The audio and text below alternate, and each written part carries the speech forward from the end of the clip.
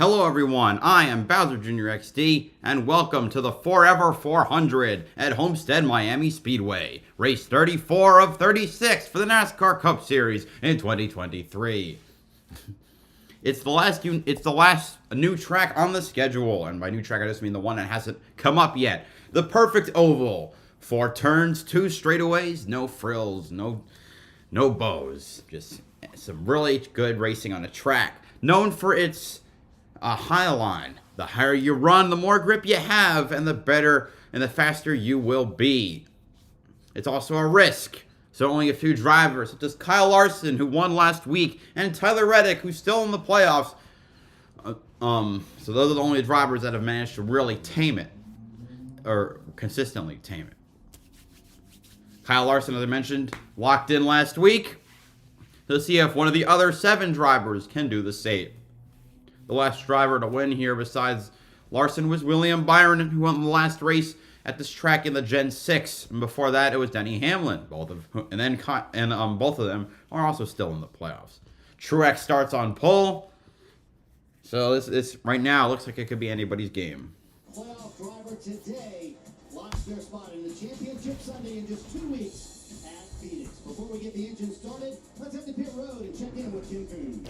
Well, Marty, William Byron holds the 2nd position in the playoff standings, and while that sounds good, he has only 9 points to go to the elimination line, and that could quickly be wiped away in a single stage. Frigo told me that they aren't surprised by it. He said that's what happens when you have a race where there really aren't any mistakes made by playoff contenders like we had it last weekend in Vegas. It is a good reminder, though, you cannot bank on other teams having problems and make mistakes. You have to run your own race. They'll have a little work to do. Dave, they called yesterday's car in practice decent. Nothing special, but not bad. Kim, Denny Hamlin is on the bubble. +2 to the cut line. Can he do it today from 11th position? Well, it's certainly possible. He's won here 3 times. Yesterday in practice, a car that wasn't necessarily balanced where the team wanted it, but it had a lot of speed. An engineering conundrum, Marty, they believe they can solve and help get Hamlin to victory lane. DJ, the focus is always winning, but with 26 points separating 2nd to 7th, are points more critical than ever? Absolutely, because a guy named Kyle Larson might win this race again today, or maybe Kevin Harvick on his day here in Homestead. But if they do that, then there's 2 spots open in the championship 4. Kyle, the drivers talk about risk versus reward here at Miami. Where would you rank this track in that category? Numero uno, the big day today, because where it falls on the schedule, you've got to make something happen, and you've got to risk it all to win it all. Just 2 chances left to earn a spot in the championship 4. Let's get the engines cranked here in Miami. All right. Kevin Harvick and Rodney Childers' success together has made them one of the most formidable driver-crew chief duels in the garage. Mobile One is honored to share and celebrate that truly storied career. Here to say the most famous words in motorsports. For the Forever 400 crew chief for the number 4 Stewart Haas Ford, Rodney Childers, his wife Katrina, Gavin and Brody. Homestead, thank you for all the memories of the last 10 years.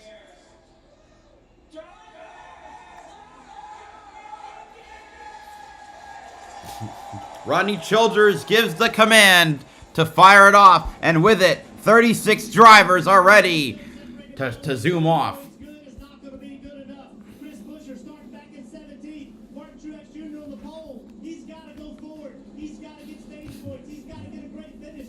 Last week he finished 11th. 0 stage points. He lost a ton of points before. Going to have to be better today. Running up against the wall here at Homestead is where a lot of drivers are going to want to find speed today. But how does that work?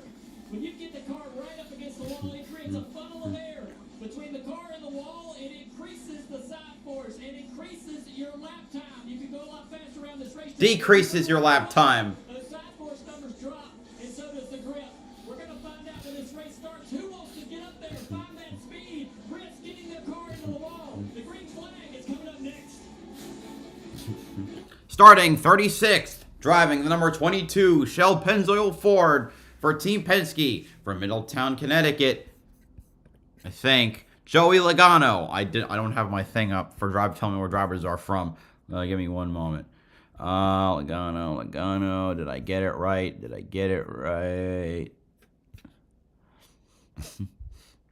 I did. Okay. Starting 35th, driving the number 78 a Ziegler Auto Group Chevrolet. For Live Fast Motorsports, for Menomonee Falls, Wisconsin, Josh Bilicki. Starting 34th, driving the number 51, Jacob Company's Ford for Rick Ware Racing. From South Bend, Indiana, Ryan Newman. Starting 33rd, driving the number 77, Race Shot Focus Chevrolet for Aspire Motorsports.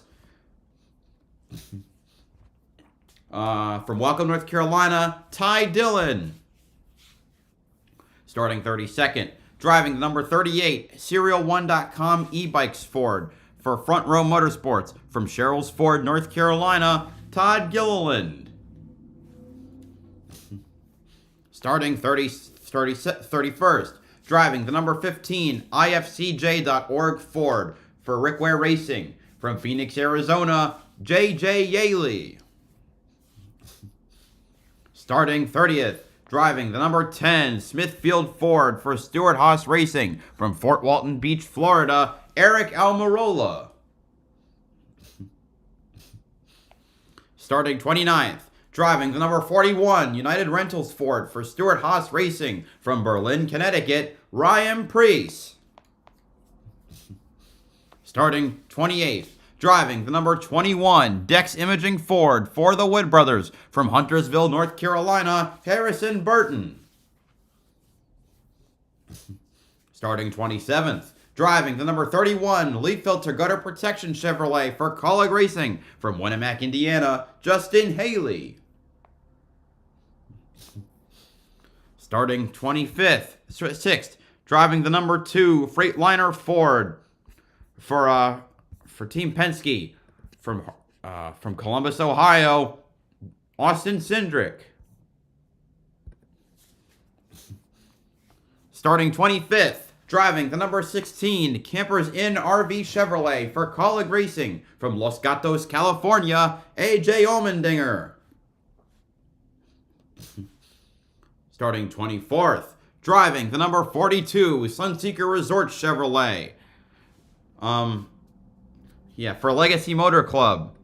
From Mooresville, North Carolina, John Hunter Nemechek. Starting 23rd, driving the number 47, Boost by Kroger Vitamin Water Chevrolet for JTG Doherty Racing. From Olive Branch, Mississippi, Ricky Stenhouse Jr.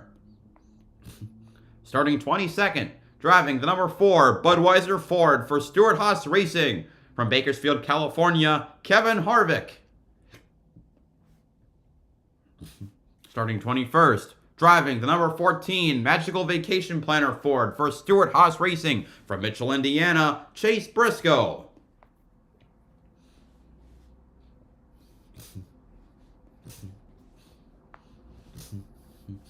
Starting 20th, driving the number 7, Gainbridge Chevrolet for Aspire Motorsports. From Charlotte, North Carolina, Corey LaJoy. Starting 19th, driving the number 43, Allegiant Chevrolet for Legacy Motor Club. From Byron, Michigan, Eric Jones.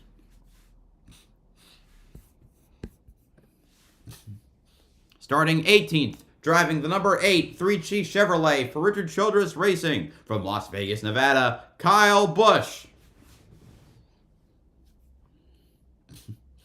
Starting 17th, driving the number 17, Fastenal Ford for Roush Fenway, Kozlowski Racing.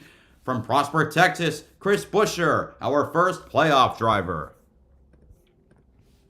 Starting 16th, driving the number 9, Hooter Chevrolet for Hendrick Motorsports. From Dawsonville, Georgia, Chase Elliott, who's in the owners' playoffs.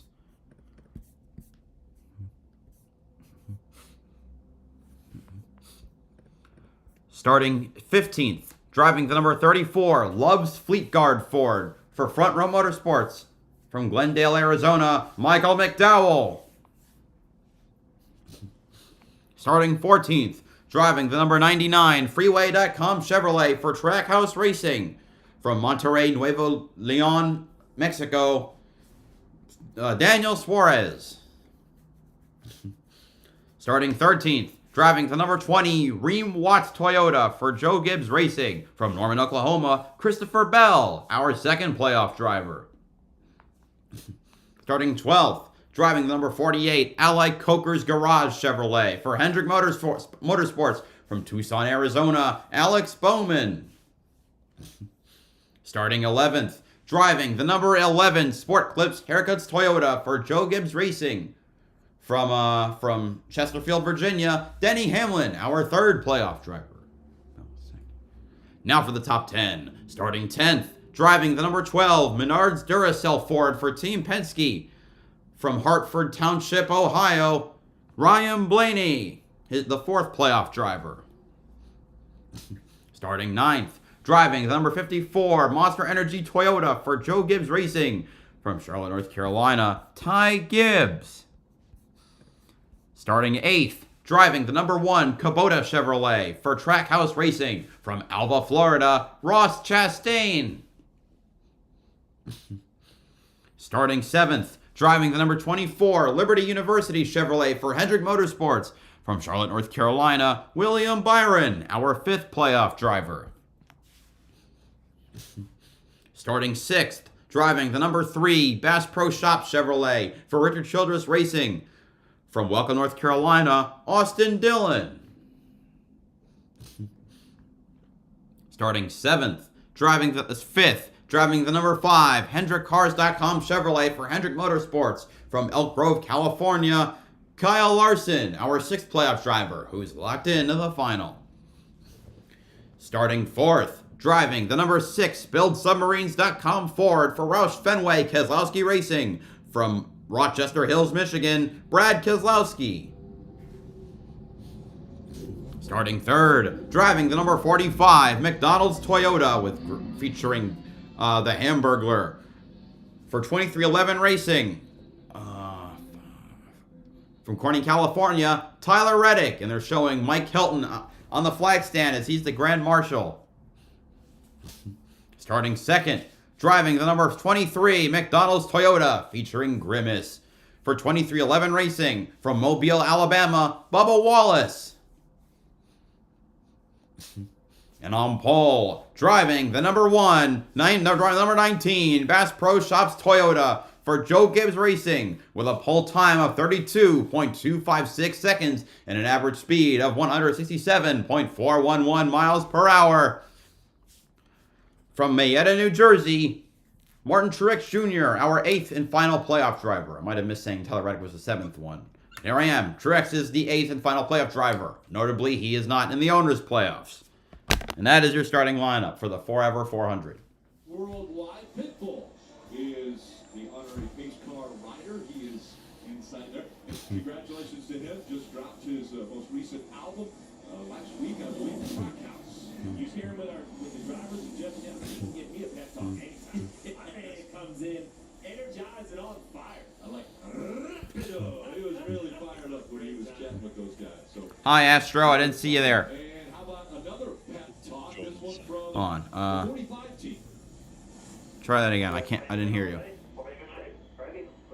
Oh, I was saying, sorry, I just... There we go. That's all right now. Anyway, there's actually 2 different important races going on at the same time today. Well, we have the Cup race at Homestead. We have the United States Grand Prix at Circuit of the Americas with Charles Leclerc on pole. I'll probably switch between the 2, especially during commercials. Of course, of course. Oh, please, let the Red Bulls blow up.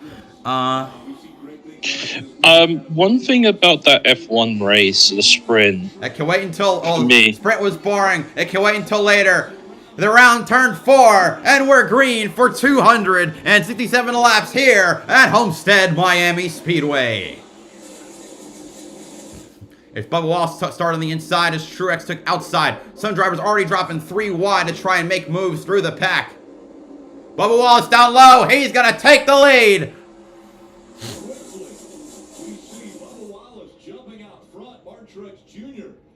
He's already... No, he's back in 2nd spot. The problem is there were 2 Bass Pro Shop cars starting at the top, which is a little confusing. But he drops back to the bottom. Bubba Wallace at the top side. Truex will lead lap 1. Race to the line, and it looks like Mark Truex Jr. will lead the first lap. We talk so much about how the high lane is an advantage here, but that's a little later in the run. You see right now with the newer tires, Mark Truex. All right. It's still Bubba and Truex side by side. Truex trying to side draft a bit. Talladega won at Kansas. Kansas, he was dominant. And that's a 1.5 mile racetrack. A 1.5 mile, the distance of Homestead-Miami Speedway as well. Well, this is going to be a very interesting race. Still 3 wide. My goodness. Yep. They're still trying to sort themselves out. It's still 2 wide for the lead. Kansas and Miami, maybe the asphalt will be Drivers to watch out are, of course, Kyle Larson and Tyler Reddick. Very great at ripping the line, just as we saw Sam Mayer and Cole Custer do so well yesterday. Yeah, it's going to be quite an interesting race with this one. Kind of some spooky liveries I see out there. Yeah, well, at McDonald's. So Bubba Wallace has Grimace, and Tyler Reddick has the Hamburglar. Well, this is going to be quite an interesting race, and I hope it's going to have a good ending. Oh my goodness! What just happened? The free just gave a love tap to, I believe, the 49. Oh god! The free almost went. There's no 49 car. You mean the 45? 45? I can't see with the numbers like blended with the car background. Is it the black and white car? If it's the black and white car, it would be the 45. It's a yellow car. It's the 12. Oh, 45. Yeah, Okay. It's like a Ronald McDonald's. Yeah, kind it's of the car. Hamburglar. Yeah, Hamburglar one. That's the one. All right, Bubba's now clear up front. Austin did almost lost it, by the way. The 45. It says 45. Oh, It is. It's 45. jeez. Gosh, I must be out of it. It's all right. This is the best of us. But one top 20 and four Homestead races. The free is losing a handful of positions right now. 4 of the 5 laps complete. And here comes Truex to the bottom. He's gonna take the lead back, or is he? Bubba got the great run on the upper lane. Racetrack that opens the door once again for the 23. Yeah.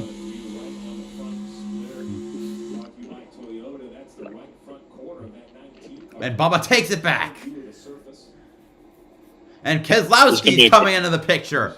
He hasn't won a race yet. Getting by Bubba Wallace as Keselowski has got to his back bumper. And Larson, who started, I think, 9th or so, he's already up to P6.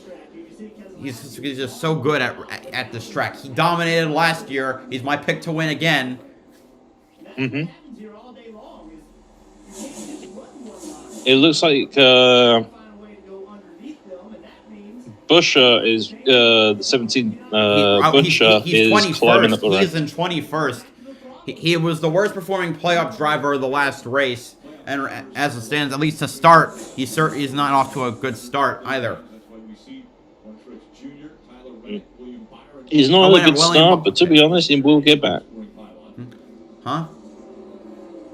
He's not having a good start, but to be honest, he will. I have a feeling he will get back into We'll this. see. Oh, it's gonna be close.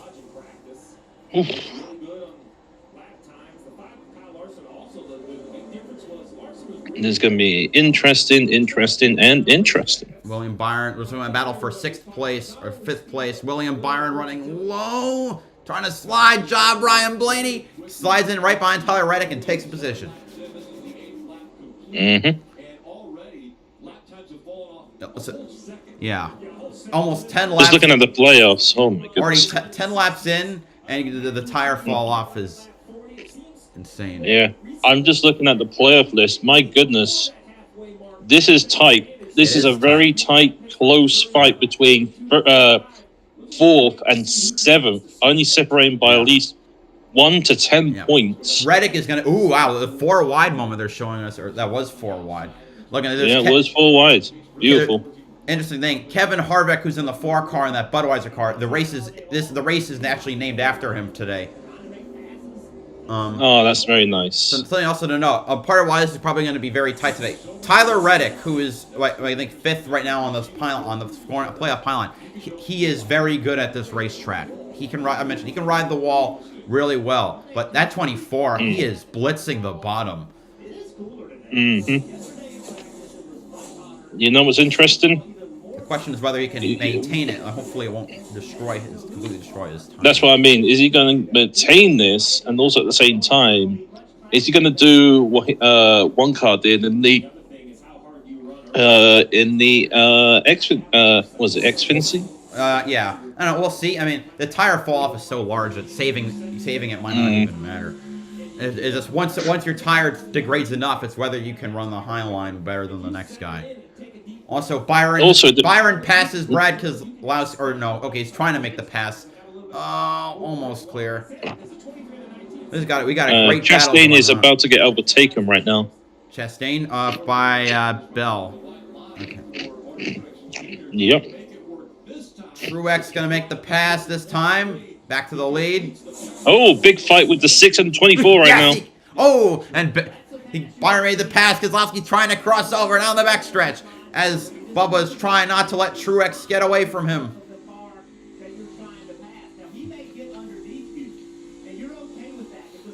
We're looking at the rear of Truex right now. I mean, Stick with the high line. One car staying low. Yeah. This is great stuff. I mean, just watch like everyone's running all different lines, and the top drivers are keeping pace with each other. That's a there's two fights right in front of me right now. There's two passes about to happen. Second, there we go. Third place. There we go. Oh, but Keselowski's trying to come back again. And I didn't notice that Larson's now in P5, which means he passed Reddick. Yeah, Reddick. Yeah, he passed as soon as we were watching Keselowski doing the overtake on the 24. Oh man! Keselowski, who has caught the 23 of Bubba Wallace. It's interesting. Some of these cars are using different lines, and it could be because car setups. Oh my goodness, Brad Keselowski on the 24 again. Yep, he's in. Yeah, my thing says he's in second right now. Like the beauty of this track, like so many grooves. There's so much risk versus reward. It's a truly fascinating track. I mean, I think it's better than Coda. I mean, obviously, comparing a Florida oval to a Texas road course is maybe not the best comparison. But, if I had to watch one of the races today, obviously I'm going with this one. So, just a heads up. Oh, my goodness. Oh, my God. The 23 just bumped Keselowski. Huh? We did? Wow. The 23 has hit Keselowski hard in the rear, giving him a massive boost, but slowing him down real badly. And he's about to lose the place to 5. Yeah, I looks like on my I can see that Bubba went down to Yeah, there he goes. Bubba went down to P5. Now Keselowski's going back on the 24 right now, and gets it for second spot. For second spot, but then the 24's coming back on the low end. 24's always getting that pass on the low side. No, not really. Side by side now. Sorry. And sticks it. Sticks it, Keselowski. Now, Keselowski going for low. As we look back, 23, the 12, and the 45 is fighting. Oh, no, it's going to happen again. Is he going to get a bump? The 23 gives a light bump to the 45, keep him high.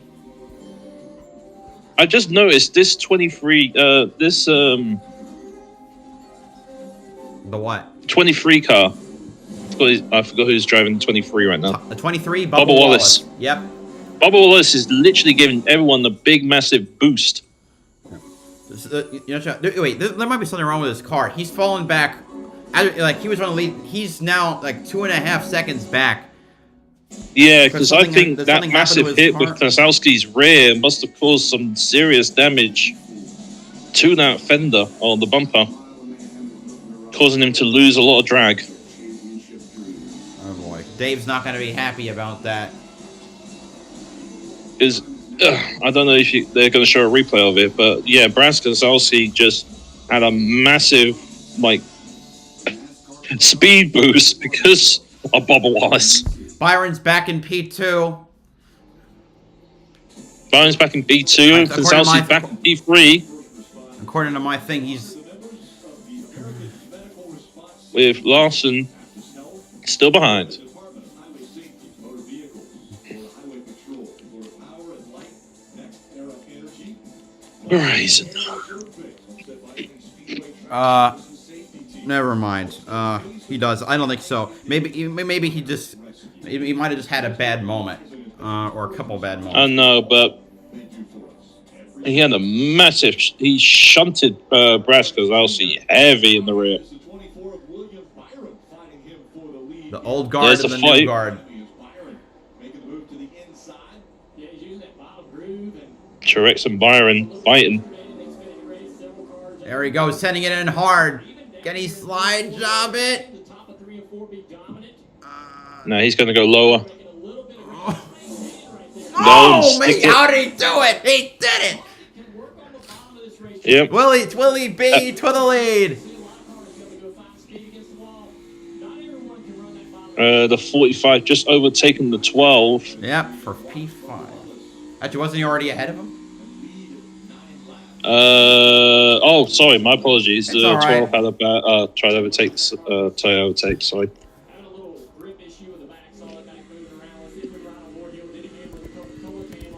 It looks like the 17 just lost positions. Again? He's in 24th. That car is not performing up to snuff. Nah, he's 25th right now. He got overtaken by the 10. Oh, jeez. Yeah, I just see that now. Bubba Wallace just overtaken 11. Yeah, 23 and 11 are battling it out. 23 would lose the position. Yep. All right, Hamlin's won at Homestead 3 times. Won it in 2013. He won it in 2020. And he won it another time that I don't remember. Ooh, looks like Keselowski's trying to make the move on Truex. And Larson's not far behind either. Just a fight between the 11 and 23 with Keselowski Bubba makes Wallace. the pass on Truex. And Larson, I think. And Larson clears Truex too. Or almost. Big fight still with the 11 and the 23 right now. Bubba Wallace is going for low against Denny Hamlin. And we are skipping that fight right now. Keselowski. I think has he overtaken Truex? 27th now. Buescher's in 27th. Oh. Well, can't run anywhere but the bottom. That's not good for Homestead. You have to run the high line. He's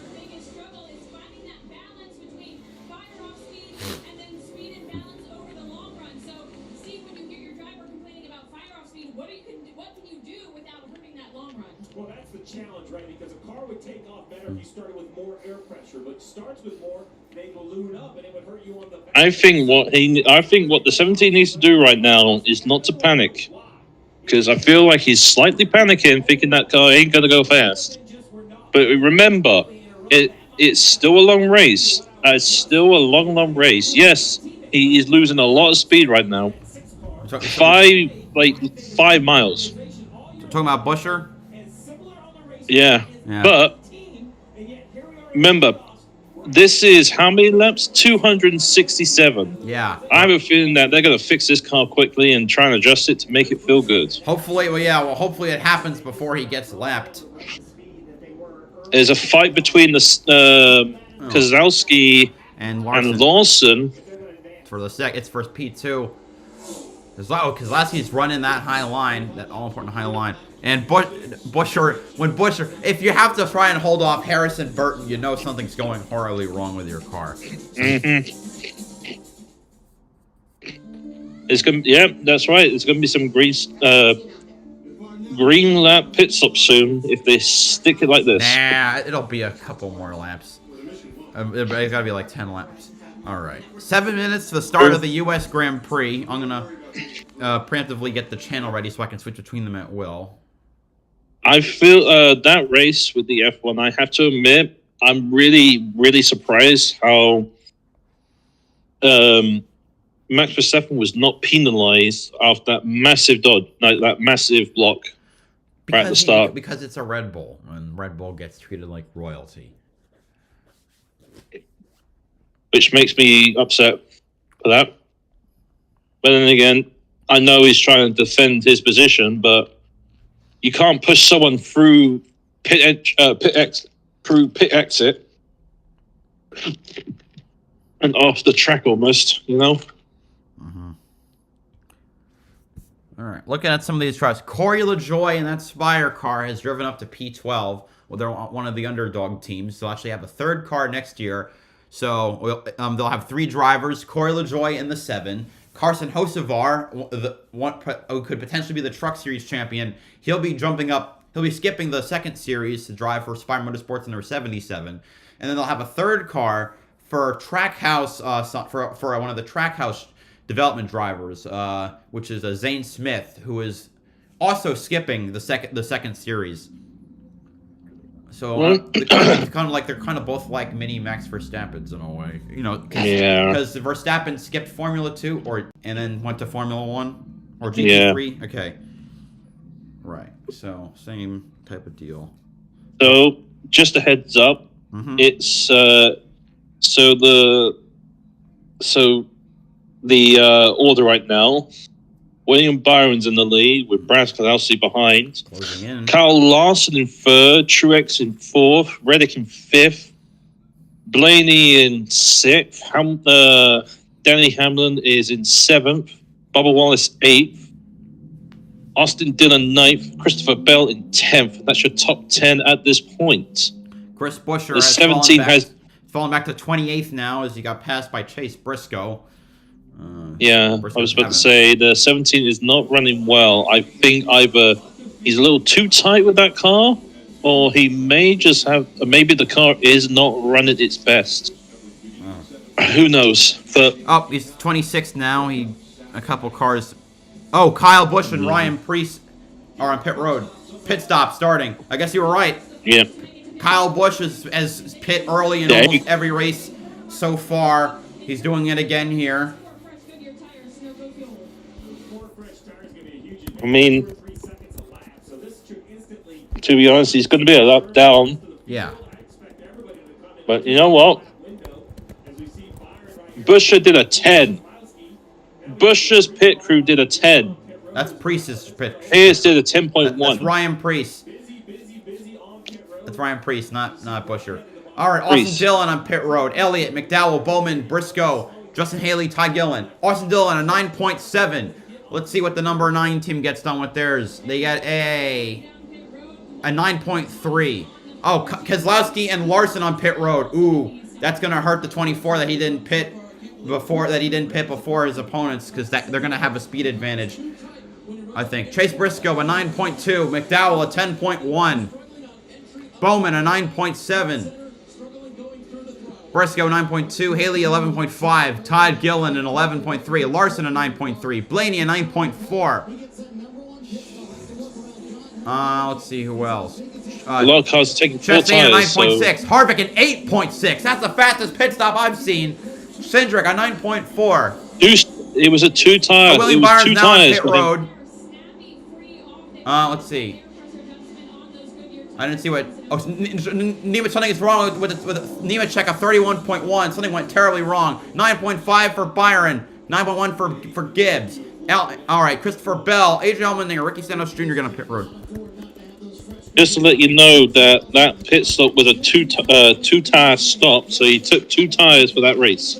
He's taking 2 tires and he's carrying on with that, which I'm surprised with the wear for this track. And I knew it was going to happen. It looks like the 24, 6 is going to pass the 24.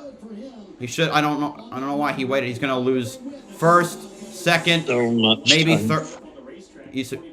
Okay. So he lost 2 positions. So that's why. So if there is any track you want to be the first driver to pit on, to start the, if there is any track you want to start the pit stop on, sorry, I'm for the man. If there is any track you want to be the first driver to pit at, it's Homestead, because the speed advantage is so large. Truex looks like he's gonna lose another position. Truex lost a position to Blaney off pit road. the 11 in the lead. Hello. Yes, but he hasn't pit yet. They hope to make time back up on the second half of this run, closer to the end of the stage. Are they saying are they going to keep him out, or are they going to tell him to pit? Interesting. They're keeping him out. They're keeping him out. Interesting. They're keeping Hamlin out. It worked for Ben Rhodes yesterday at the end of the truck race where he didn't lose enough positions to knock him off. I wouldn't be surprised if he's doing that. We'll see, but attempting. It's still a very risky strategy. Mm-hmm.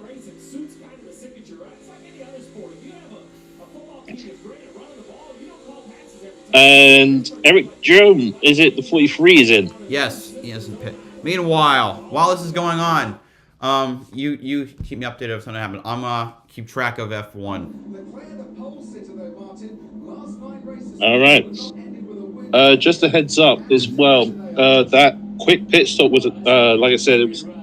I'm just in shock that one car has only taken 2 tires. What? For this race. Wow, that is something. Oh, that's what I was saying. That fastest pit stop was 2 tires. Nemechek speeding on pit road. That might have been what I saw. So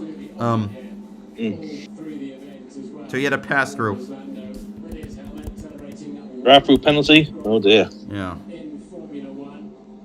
So 2 laps down.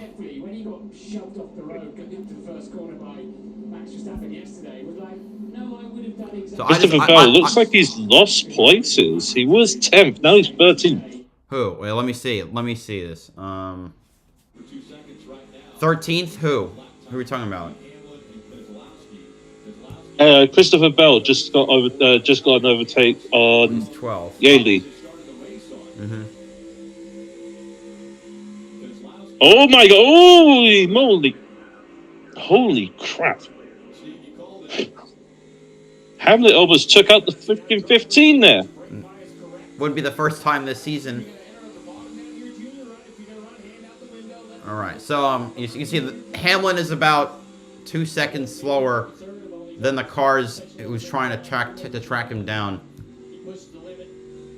11 in, 11 coming in. His team has called him in. All right, so once Logano comes in, the lead should cycle back around.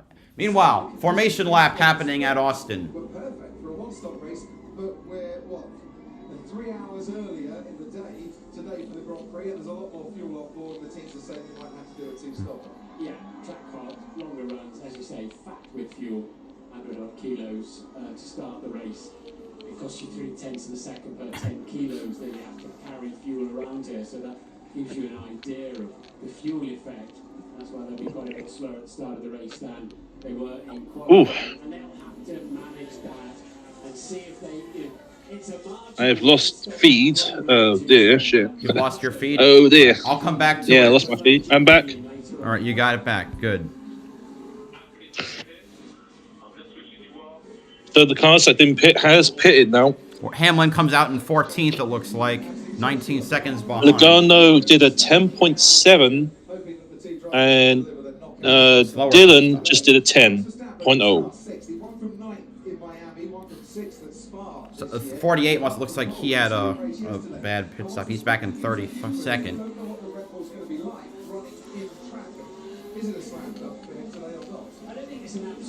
Bell gain on some of the pit stops. He's in 8th now. Teams have caught up with Red Bull a little bit on that, so it's not quite as powerful as it was earlier on in the season. What Max has to do is be patient, which he's learned to do this last couple of years. No problem at all. Not get into any scuffles, but it's a little bit like half-hearted football. All right, Keselowski has taken in the lead. Keselowski is in the lead By about a second, it looks to like. Larson, Byron, Blaney, Truex in top 5. Yes. With Reddick, Austin Dillon, Bell, Chastain, and Bubba Wallace taking up the rest of the top 10.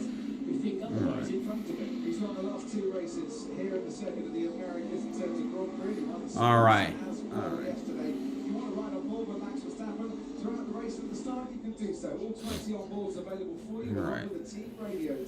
You need your Sky Sports app and your Sky Sports ID to log into it with. And if you're watching Sky Q, Sky Glass, Is that Harry?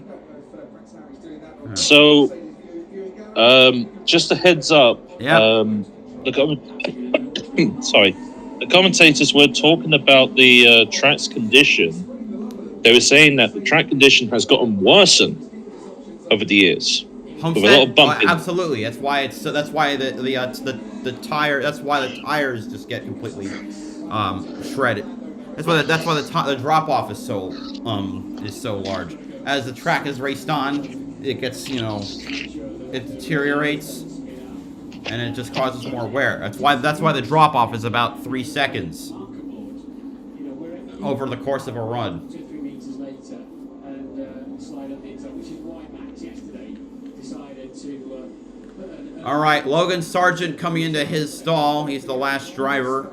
We got 4 cars starting the pit lane. The Haas and Aston Martins. Green flag is waved as the lights are going. 1, 2, 3, 4, 5. Lights off. Now in Austin. Top 2. It's Leclerc and Norris as Sainz goes way wide, almost in the pit area. And Lando Norris takes the lead. Verstappen looks like he almost got run off the road by Lewis Hamilton, who is now in 4th spot with Sainz in 3rd. One of the Alpines lost the position as Lando trying to run away, see if he can hold on, get his first victory. He's got 56 laps before that could potentially happen today.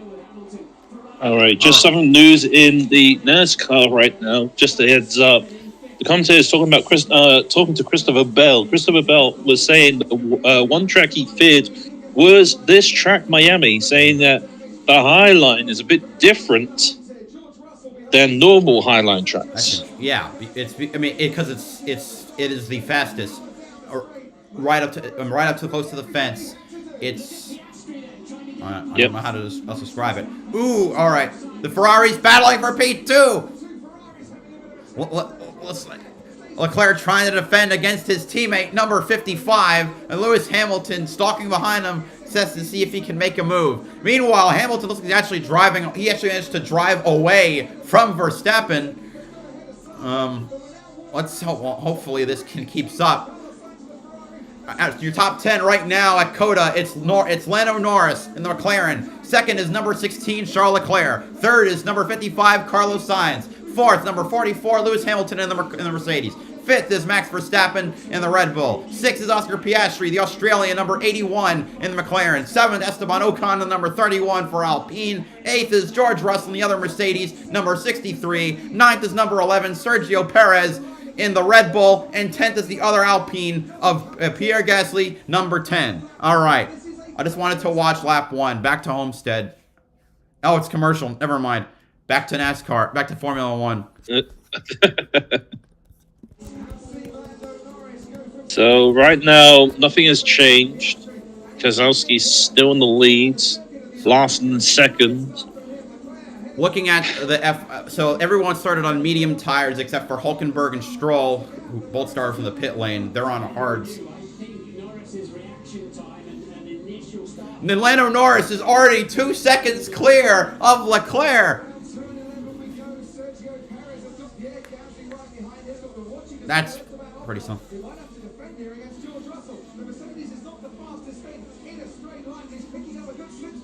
George Russell trying to pass Ocon on the outside of whatever turn this is. Not able to make it happen. Oh my God. This could be big. Like, Hamilton is very close to getting out of Verstappen's DRS range. All right. Just an update on the NASCAR for front here. With the 45 challenging Truex. Ocon reporting side pod damage.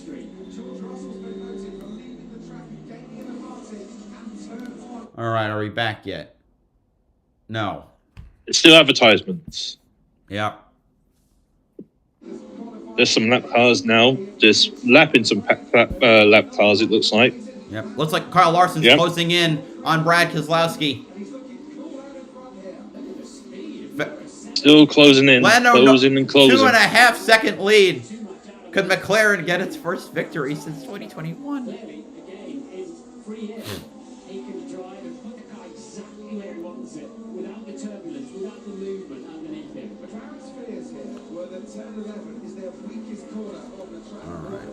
Yeah, and Hamilton. And we're back Hamilton in is that faster car. than like the top four, all faster than Verstappen. Hallelujah! No DRS for Verstappen.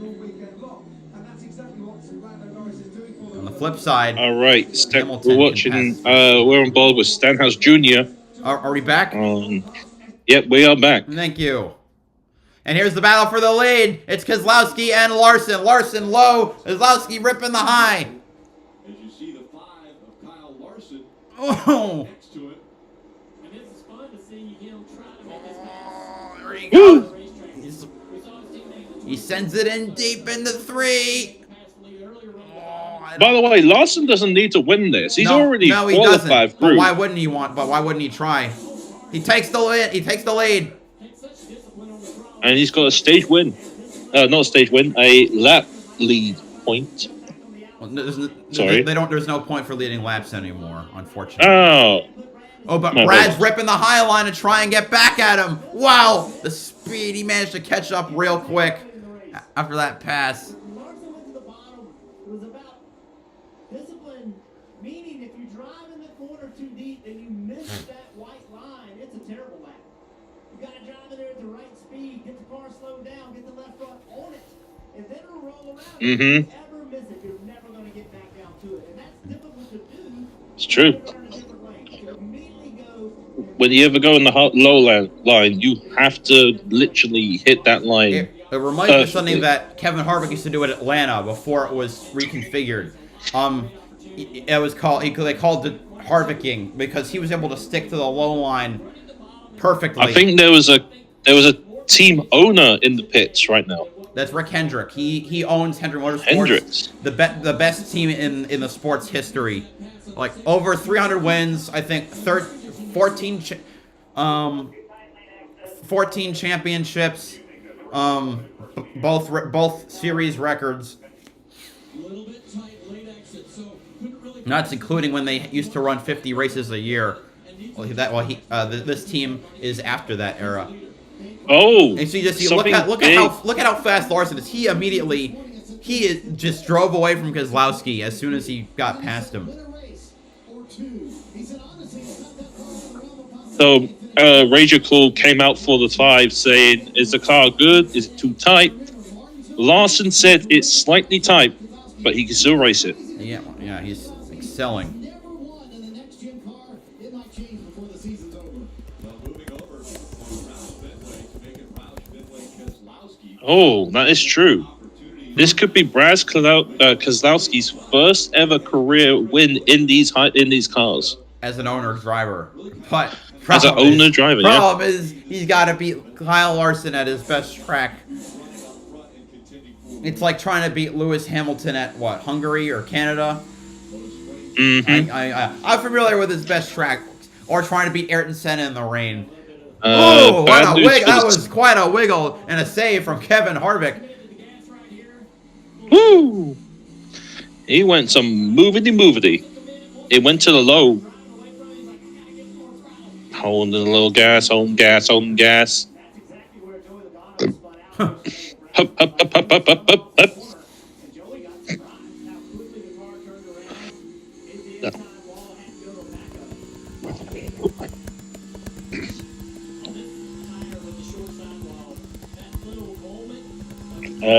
Just an update for the 17. He has lost more places now. He is 27. down to He is 27. he is 2 positions away from getting lapped. So just so you know, according to so let's see. So there are 28 cars. Okay, Nemechek is 2 laps down in last place. Then JJ Yaley, Josh Bilicki, Ryan Newman, Ty Dillon, Todd Gilliland, Alex Bowman, and Justin Haley have also been lapped. 1 lap down. So 28 cars remain on the lead lap. 22 starts in total. 19 of those have ended in top 10s. Check in on Denny Hamlin. But fun fact about Kevin Harvick, he holds the record for the most top 10s in a row at a single track. I believe he has 20 or so at Phoenix Raceway, which is also where the finale is. Let me see. 5, 6, 8, 6, 7, 2, 5, 1. No, 9, 5, 1, 5, 6, 4, 1, 2, 1, 1, 1, 1. Yeah. Okay. Yeah, he's got the most. I think he's. Yeah. So Harvick, 9 wins at Phoenix, 20 top 10s in a row. He's still 13 seconds back. So I'm not sure if the strategy itself is way off. It just seems This is the fun fact. Oh, Danny Hamlin has. I don't know what the strategy is going right now. He is the fastest car, but he's the 10th of the second only. Yeah. Oh my goodness, there's some shoving with the Battle 20. for third. Ryan Blaney just got past William Byron. 4.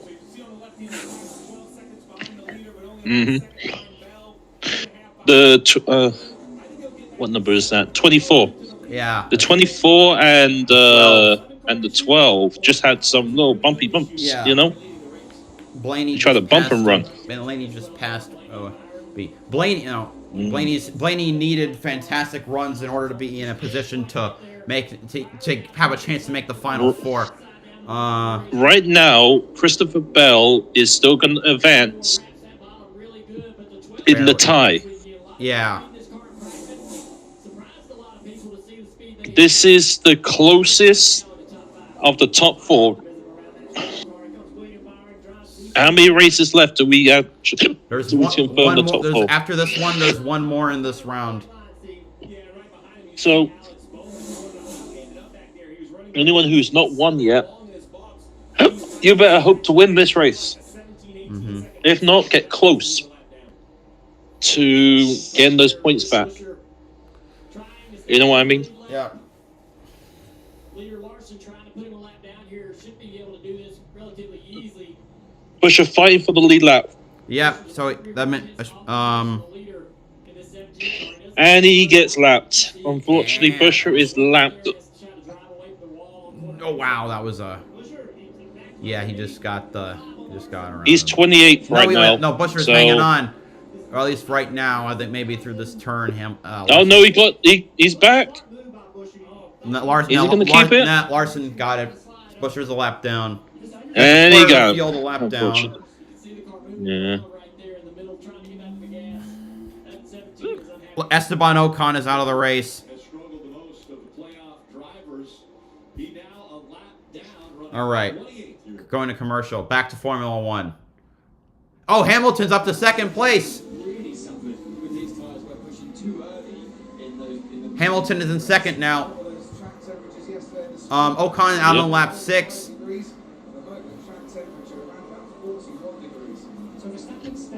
So,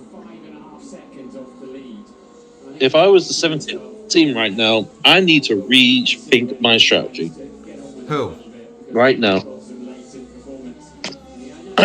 Because... Who? Which driver? This I don't know. Busher. Busher? 17, yeah. Busher. Chris Busher. I mean, if another driver gets lapped, there's not much he can do. He ain't gonna get lucky dog. All he can if someone do at else that gets point lapped. is win Martinsville because he's so far back. If he wins Martinsville, that'd be a big shock. Yeah, well, it can happen. Sorry for the hiccups. Oh God, I got hiccups.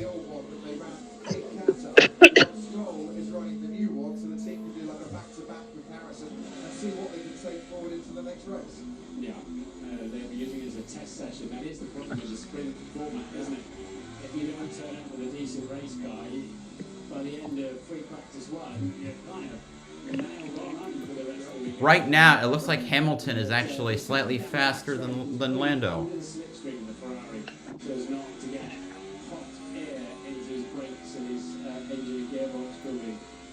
he is now within that 1 second to this man, Charles Leclerc. Touchdown at Austin, and it's been a bit downwards for Leclerc in the opening part of this race. Started on pole, it's currently running in third, and as they make their way out of the There's the DRS zone for. Oh God. Damn, the speed. You said it, Martin, they're going to be an issue, and we're like a fruit machine on our side. It plays the amount of times that have been deleted.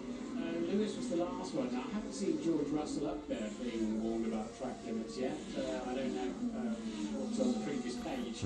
Oh, looks like Max does have the pace. I might have been wrong.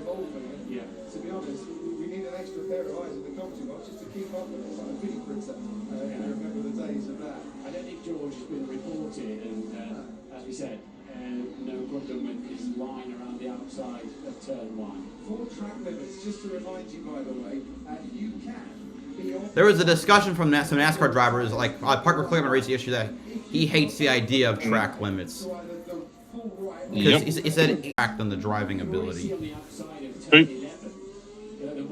I mean, NASCAR doesn't have them, which, you know, if you watch the race at Watkins Glen, drivers go off track all the time because there's grip in the area. Plus, it just makes it more fun. Yep, but look, track limits are there for a reason, right?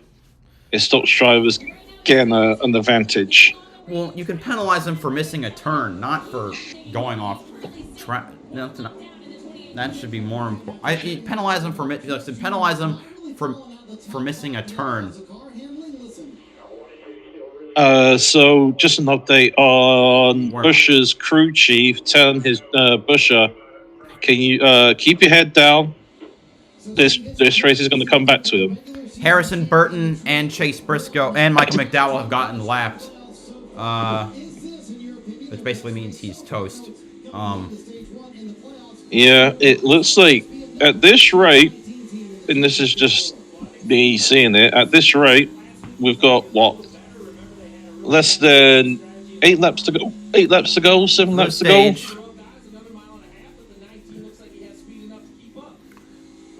So, if I was the 17 right now, I would just, look, keep your head in the game. We're a lap down, but trust me, this race is going to come to them once cautions come out.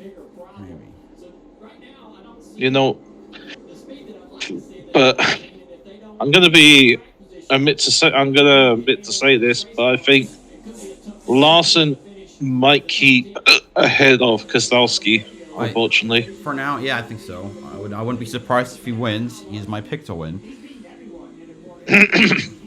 Unfortunately, I think Larson is going to go for a win number 2 in the playoffs. He's going to completely secure his place, making the playoff fight much interesting. Aside for the hiccups. Yeah, something like that. And I just forgot. passed Hamlin's tires are slightly newer than the drivers he's racing. So. Well, that Hamlin pass right there puts him in 6th, and I think he has a chance to go get Reddick.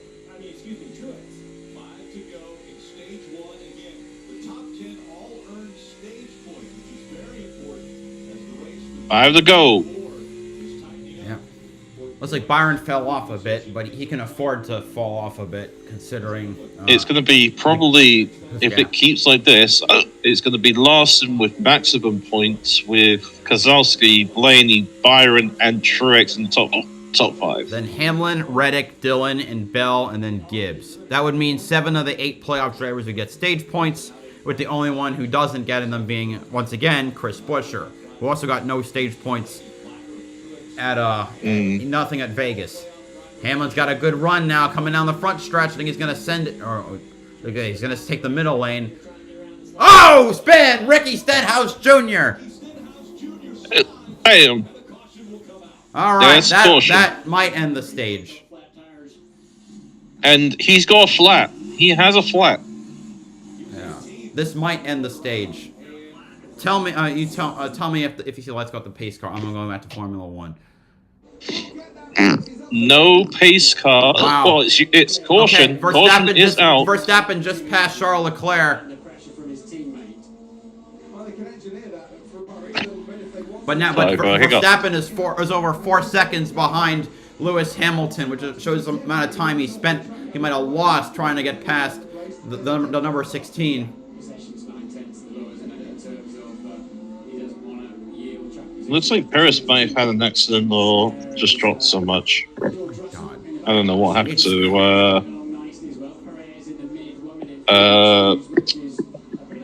the Aussie.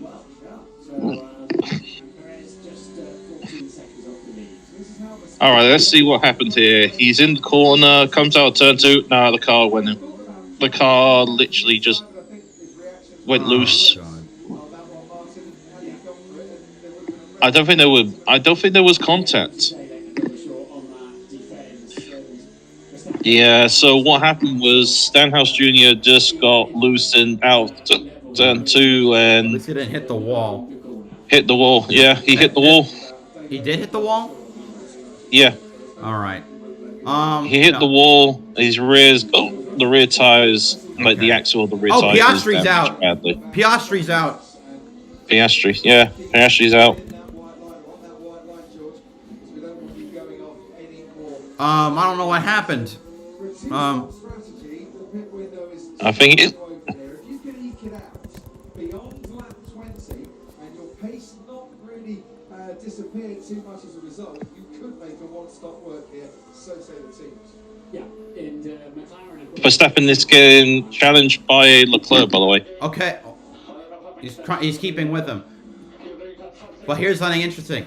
Verstappen is slower than Hamilton, and Hamilton looks to be slightly faster than Norris. I hope. And Hamilton just got fastest lap. Yep. And just to let you know, I believe we're doing the Lap dash. yellow white checkers. Oh wait. So ending the stage under caution. Okay, so that would be Larson. I think so. Getting 10 points. Kozlowski 9. Blaney 8. Byron 7. Truex 6. Hamlin 5. Reddick 4. Dillon 3. Austin Dillon 3. Bell 2. And Ty Gibbs getting the last stage point. Like I said, I'm not 100% sure, Okay. but I think that's what's happening because safety car has not come in. Okay. Oh, look, it's the battle for last place. At least for the drivers on track. Logan Sargent passing Kevin Magnussen. No.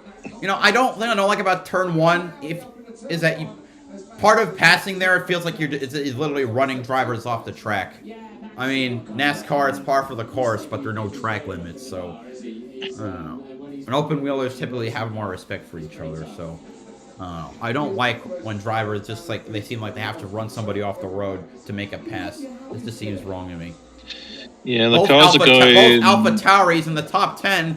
Now, race control noted that incident where Charles Leclerc went off the track and in the battle with Max Verstappen. Doesn't mean the stewards are looking at it yet, but race control have definitely. Wait, they're looking at Leclerc for going off the track because Verstappen went in under the inside? That's probably. Why? Wouldn't it be Verstappen's fault for running him off the road? I don't. They're going to look at it, so it could be Verstappen. They're looking at both drivers. It's not Charles' fault. Whatever. Hamilton is So, definitely yeah, we're gaining. doing- The gap is 2.1 seconds. Just to let you know, we're finishing under caution, I believe. Okay. Yep. He's going great guns. I think the points finished for Fernando Alonso. We're about a quarter of the way through the race now. Certainly not this race. Helps, it has to be said, by 2 retirements, Piastri and Ocon and a raft. It doesn't matter with the 5 But that pace looking good for Blaney, but yep. to his teammate as well, who's on the hard top line. Bell's got some points with Gibbs as well. There's only a couple of 10 Chris Buescher Back in. is still up, 27th. 27th. just 2 seconds now, say Travis, between Norris and Hamilton. I love Lando. I mean, she does. I do too, for that matter. But the good news for Lando is that it's First, the Ferraris have fallen out of DRS range from both each other and Verstappen. it was a consequence of the bashing together with Ocon. So it was damage to a radiator. What's happened? He's starting to ever so slightly gain a bit on Hamilton, but not a lot at a time. At least Hamilton is catching Lando faster than Norris is. Hamilton is catching Norris faster than Verstappen is catching up to Hamilton, I think. This is McLaren's first ever. This is actually a big challenge for Norris right now because This is the second time he's been leading the race. The first time, I believe, was at the first time I know he was leading the race was Russia, Sochi, the yeah. Russian Grand Prix. Yeah, Sochi. And then he completely tanked it. But to be honest, he was still in. I believe that race he was quite He was on still in. You know, what I mean, not experienced yet. He still was like a small rookie. Oh, looks like Hamilton might have made a mistake or something. Hamilton probably did make a mistake. Looking at the time, at the gap, just went up a bit. All right, pit stop race. Here we go. All right, here we go. William Byron does a. Okay, let's see. A 9.3. Blaney a 10.9. Larson a 9.2. Let's see what Truex has. Larson for Blaney for. Truex didn't show. Larson, Keselowski, Byron, Truex, Blaney, Dillon, Reddick, Austin Dillon, Reddick, Chastain, Gibbs, Allmendinger. Bad pit stop for Denny Hamlin. All right, tell me when the I guess lights are the pace car because I'm all right. Hamilton's reeling goes back green in. again. All right. Yep, I'll try. 0.792. Oh. No one has DRS on anybody.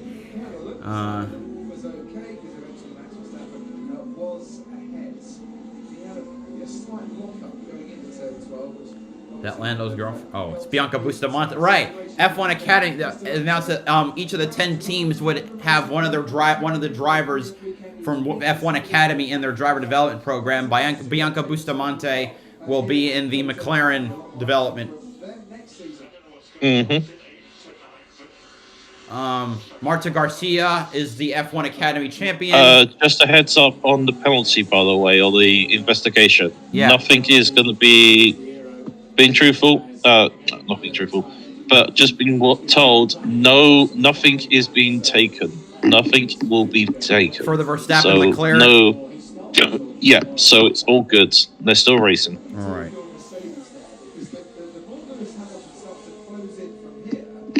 So the cars that have pitted, Magnussen, Sargent, Bottas, Albon, and Zhou have pitted already. Mm-hmm.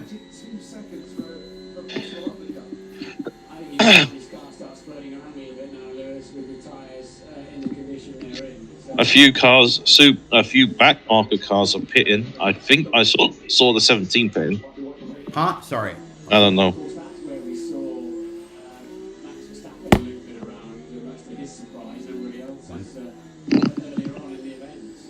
Verstappen also gained a few tenths. Hamilton has lost some time. Yeah. It looks like pit stop's getting ready.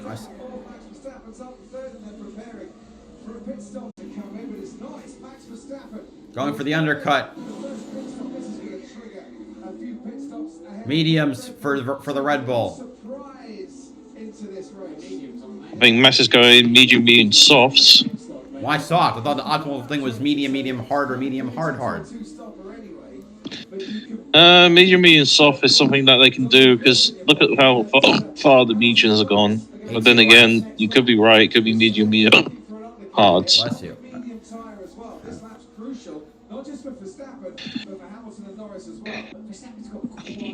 Okay, so cars are splitting into lanes right now. Great timing by my part.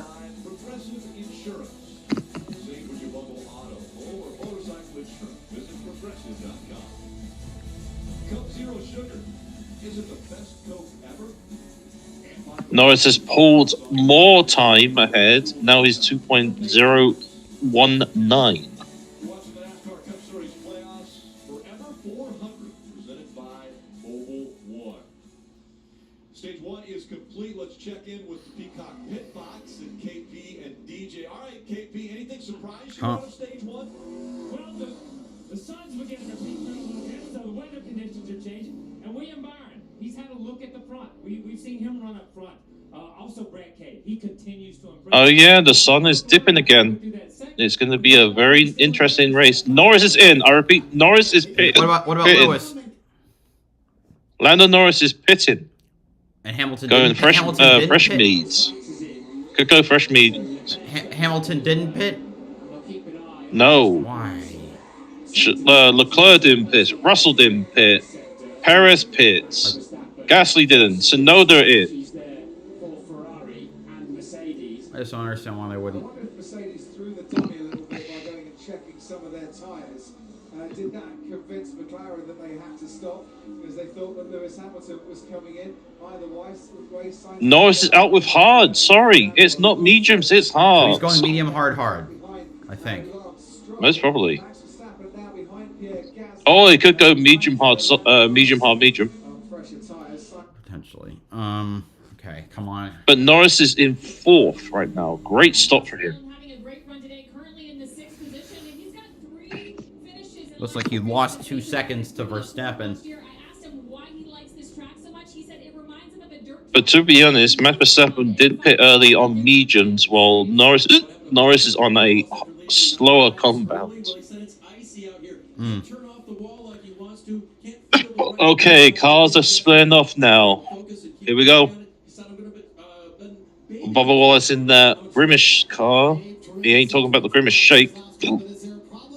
Is going for the outer side.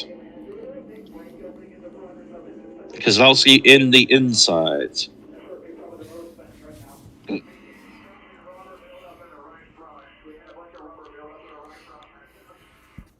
So Steve, can you help us understand what all of that means? When we talk about tire fall off, well, tire fall off. Hamilton going for the 1 stop, apparently. Where's it go? It goes in the duct work, goes in the hose. Wow, that's incredibly risky. I mean, but if the mediums can run that far... All right, they're about to launch the Here cars. we go! Here We're we green go. at Homestead! Again.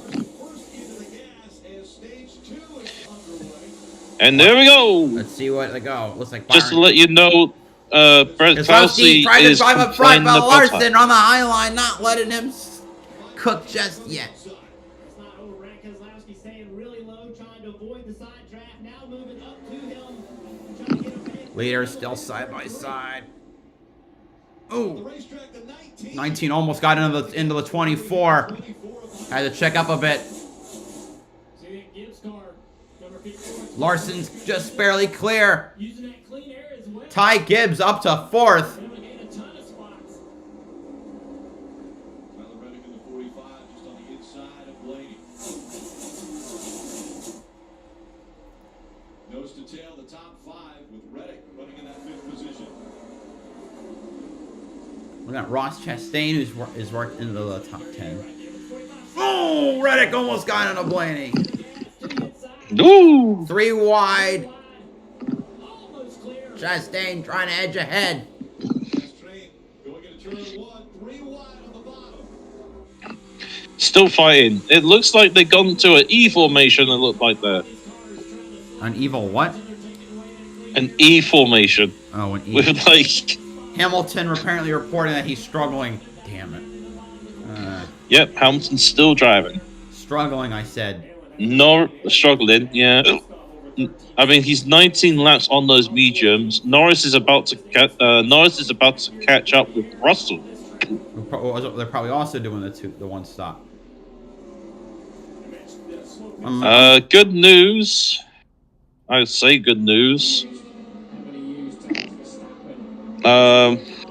Max is faster than... Oh, wait, never mind. Of course he's faster. He's on hards. In mediums and hards. Oh, Looking at Alonso pitting, and so is Hulkenberg.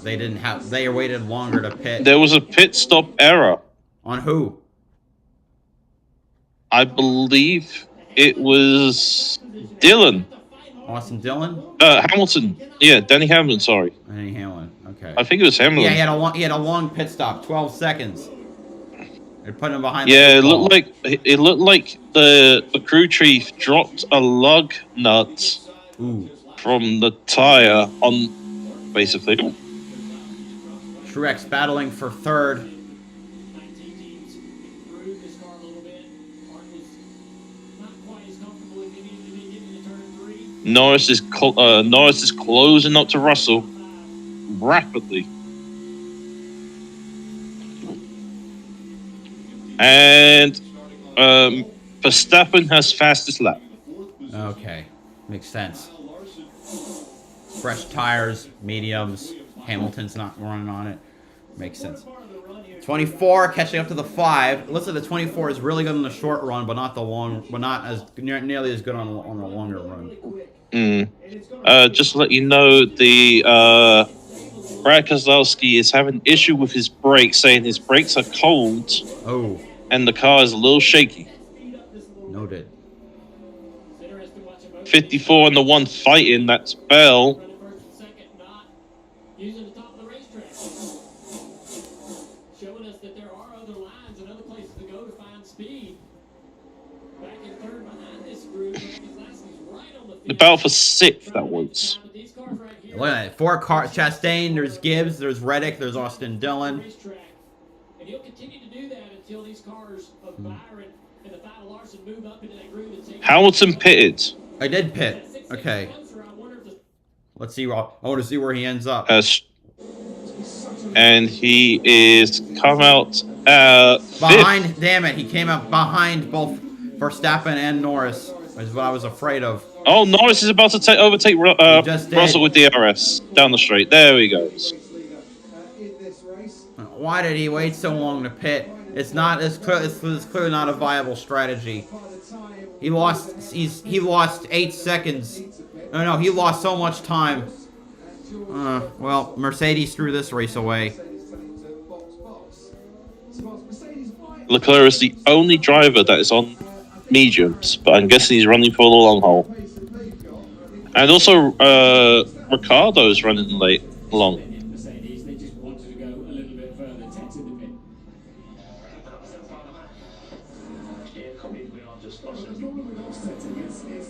Russell is in. I repeat, Russell is in. I see it.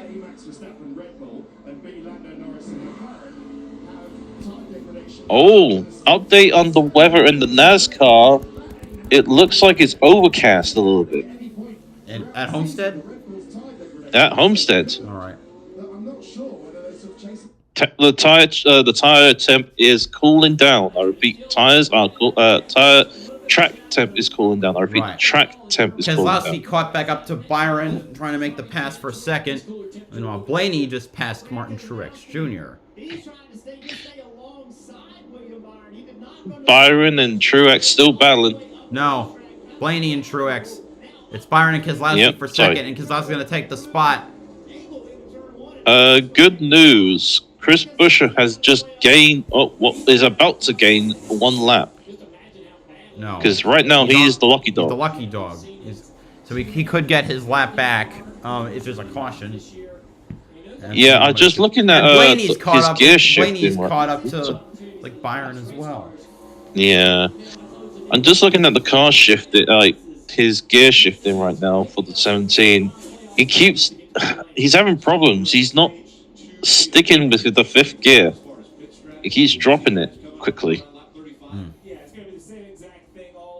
And like Throttle is not max right now. He's there's something wrong with the car. Like I noticed he's not controlling that car quite well because he keeps shifting down, up and down in the corners most probably. They do that at some of the tracks now, which is stupid.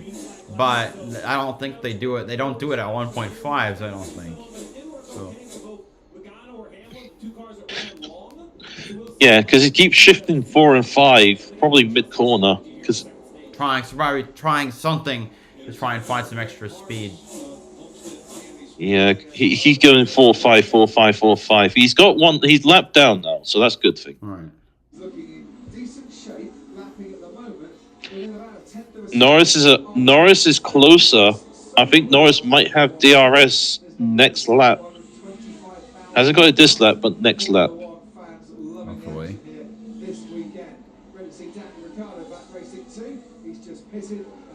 The gap is small. When I say small, it is shrinking.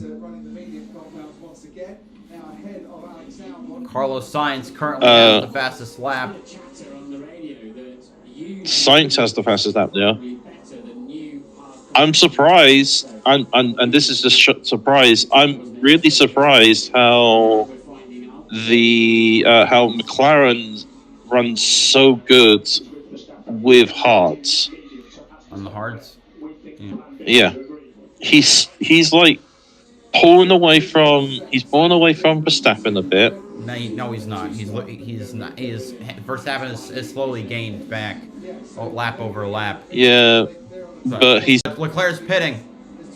Leclerc's finally pitting. Russell, Norris gets DRS. He's got to pull away now. No, he doesn't. Does he get DRS? No. I mean, Yeah, he gets the DRS because the DRS detection still counts when they go into pits. that's cool. That's what's really cool about the Wow. this So Leclerc ends up in with sixth F1. behind Checo. He makes his way onto the racetrack with a set of tyres on. He could very much do a one-stop. Now Norris has a lead of 2.0. Oh, Norris set a fastest first sector. Do turn out to have Nice. a race, should have a durability between now and the checkered flag. It looks like those hards are in good temps right now. All right. And now that Lando doesn't have to deal with passing, he's lapping. Yep. Well, parts of his laps are faster than Max's were. Yeah. Alonso making the pass for 10th on an Alfa Romeo. Pretty much is making some progress. Is that Joe or Bottas? Down towards turn 12. Last Joe Grant that's Fernando Alonso up into the points from a pit lane start running the old spec Aston Martin. While we look at that, Kevin Magnussen, I'm being told he's just been shown a black and white flag for track limits. One more, and it's a 5-second penalty, young Kevin. Magnussen has a black and white flag. Who does? Magnussen? Yep. Yeah. Oh, great. The guy running in last of all the drivers currently on the track. Also, those upgrades did crap for Haas. So last time out, He's not faster in the second sector. No. it was the sprint in Qatar.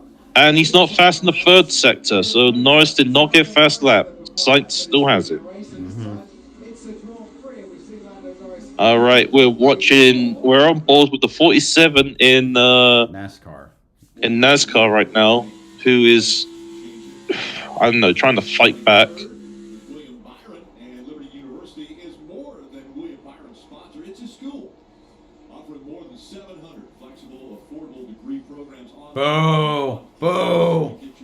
One of the worst colleges in the country for LGBTQ people. They also disapprove of sex, Yep. which sex and college. Norris? Sex and college go together like rice and beans. So. Norris has pulled away a bit, but Verstappen is really slowly catching up fast. Slowly, yes. But Verstappen still needs to. He still needs to go on to. He still needs to change tire types. So Lando can pick whatever he wants. Norris has this. Norris can win this. If Norris stays calm, Yeah. knowing that he's got the slowest tire, but that McLaren knows how to deal with these hards.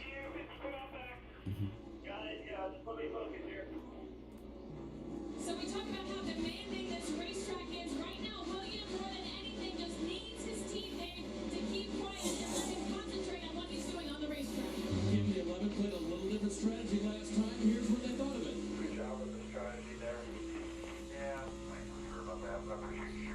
So just to give you a heads up, the 24. We're talking about Byron or Joe. That was the real world learning. Also real world is that they had pit stop issues, but they gained 3 spots back since then, Marty. You're talking about Byron or Joe. Hold on. Hold on. Okay. So yeah, Christopher Bell. 11 and Christopher Bell. I didn't notice. He's sliding back just like Buescher was. Currently running 18th. He's half a lap behind the leaders. his car's too tight. The car is too tight. Yeah. On the radio, it just said tight. Just some radios as well. 11 saying we gained 2 spots. Don't worry. What it is. It's a real world. And on the 24 with Byron's car, he noticed that one of his tires has higher tire pressure than the others. It's amazing how they. But he's telling his crew, "Please be quiet. I need to focus in this race." Yeah. That is a direct equivalent to 9 times. Those go hand in hand for those that are translating at home. The top 4, by the way, are absolutely... Oh wait. And Bell just radioed to his crew chief. He's rattling his brains out. He's what? What is brains out? He's rattling his brains out. He's saying this car is too tight. All right. And Max is within DRS range of Lando. Now there's a great view of the camera. You can see the drivers they're all ripping the top now, or some of them are. Some of them are ripping it better than others. You can just sorry about that. You can tell just by you can tell from this camera like which drivers are committing and which ones aren't. Verstappen will get ahead, but just remember, Verstappen's on mediums. Those mediums are gonna literally die within 6 more laps. The mediums will die. Okay. By the way, so you're gonna see look at the way the top 4 are running the lane. They're running the top. That is how you want to run the medium, top. hard, medium, hard, medium, hard, medium right now. It's man. Watching these cars run up high is a thing of beauty. Tight gears was very tight. How uncomfortable that is, where you're used to having all of that shoulder available. Now at 100 miles an hour and go, way closer than any view of that Jersey barrier. Yeah, Jersey barriers, they're probably 5, 8, 10 feet away from you. These guys are literally inches away from the wall. Double the speed. You see Bennett right up against it. He's comfortable up there. He's a guy that really enjoys running against the wall. He doesn't mind doing it all day. Remember, he won those Xfinity races on this racetrack, and he kept waiting all day long for him to hit the wall, damage it. Never did. He was perfectly comfortable. I think Norris is going to keep, yeah. He's off the wall, giving himself a little bit of a cushion. All these drivers have spent this entire week, at least... Norris has really grown up in F1, by the way. Norris has really grown up. He's holding off Max as we're nearing the halfway point of the race. Yeah, and with hards as well. Just remember, he's on hards. Max is on a faster compound on the medium. The funnier thing And he's is that, still the funny thing holding is that I can still tell Max Verstappen. Hamilton is still faster than both of his opponents because or at least he's faster than Max. Even with Max gaining on Lando, because even with Max gaining on Lando, versus Hamilton's gone from almost 8 seconds now down to just over 6 seconds on a better tire, on a harder tire. Verstappen is going to pass. Well, Max Verstappen is going to go past.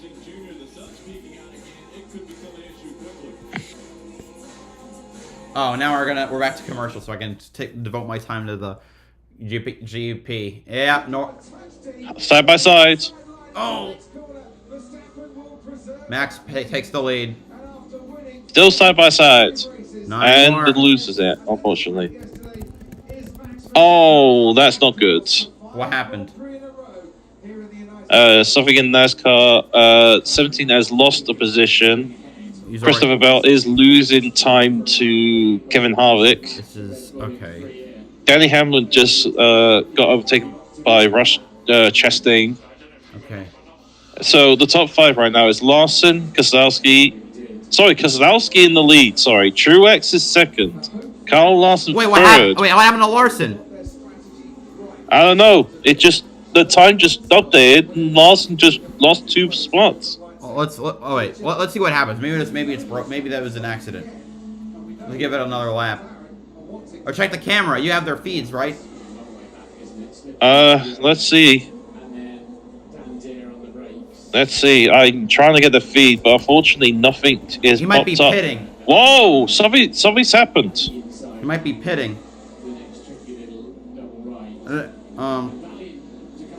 Something must have happened. Because my feed's just gone. No, he's pitting. He's pitting. Oh, he pitted. Okay, so he's pitted early. with 24 and the 12. Wait, how did Hamlin take the lead? There we go. Unless more drivers are just pitting now to try and. Here we go. Busher is in the pits as well. What's it? 10.2, 4 tires. Yeah, I can't. Ambarola, 4 tires. 9.7, 9.4 for Logano. 11.3 were Newman. Dylan with an 8.94 tires. Fastest with 4 tires. Wow, holy crap! Sorry, I'm still looking at 11.1 for Dylan. The gap from 9.9 Hamilton, for Chastain. Hamilton, the lead is now less than 6 seconds to the lead, not just to not just to second place. The 7 car took 2 tires and did a 9.0. Why take? 9.3. I didn't realize we're back now. Oops. Yeah, we're back. Sorry, just doing the pit lane, I see pit times. That's all. My bad. It looks like Blaney beat Byron out again.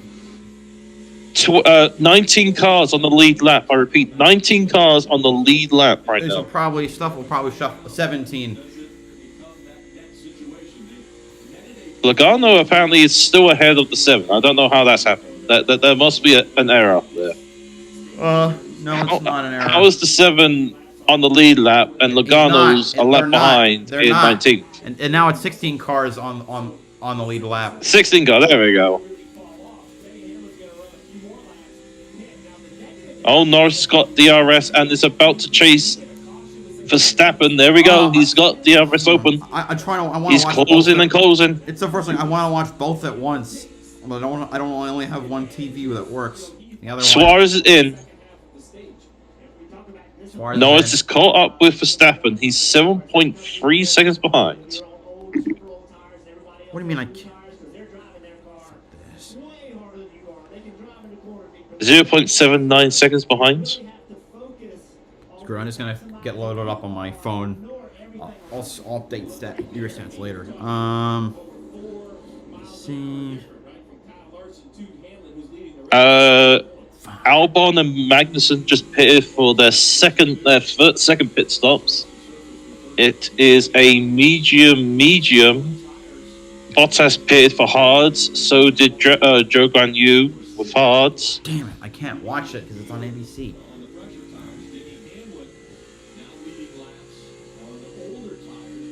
Hamilton is catching up with the lead. Yeah, I don't know what he has in that thing. But the upgrades are definitely working. Hi, Master House. Oh, stop trying to get me to join the disc. I'm already there. And hi, Yogi Crawford.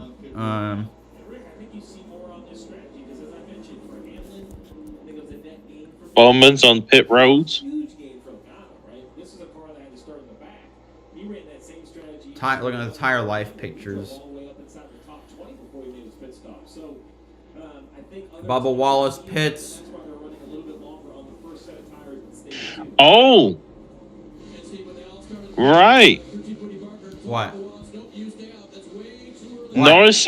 Lando Norris has just gone on the radio. Max Verstappen keeps going over track limits. They say that a lot. The question is, will he get penalized for it? Bubba Wallace is in. And he's done 4 tires, 9.7. What a massive pit stop for that group. It's a great stop. Bubba Wallace did a fantastic stop. This crew did a fantastic stop there. Yes. 18 cars on the lead lap. Yes, 18 cars. Norris has lost time and he's out of the DRS. Oh, damn. See if Hamilton's offset continues to work. Hulkenberg is on. Yep.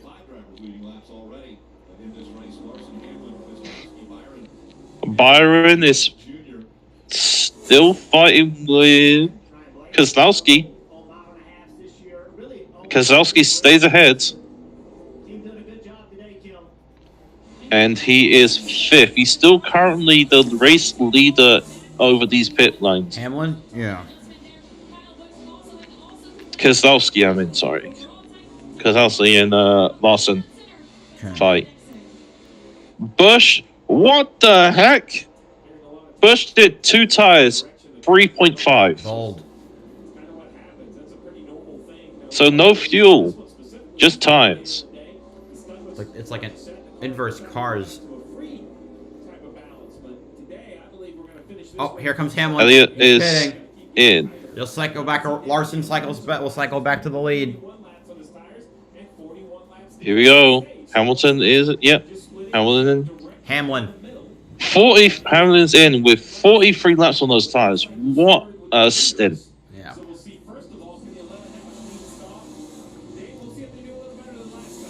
Larson now takes back the lead. He's got, so Hamlin will have 10 lap better tires than the leader. All right.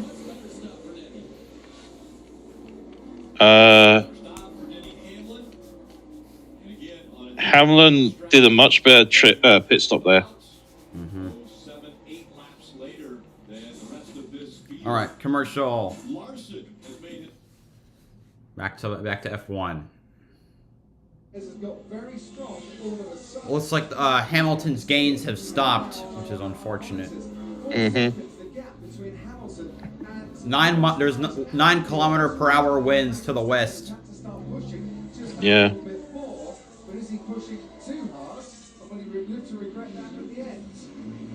Just remember, Verstappen needs to pit For well, because these tires are about to fall off.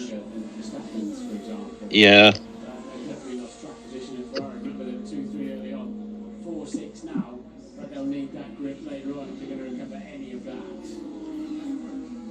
Verstappen might pit. Shit. Sorry for language, but crap. Verstappen just pulled a second in that lap. Fucking hell.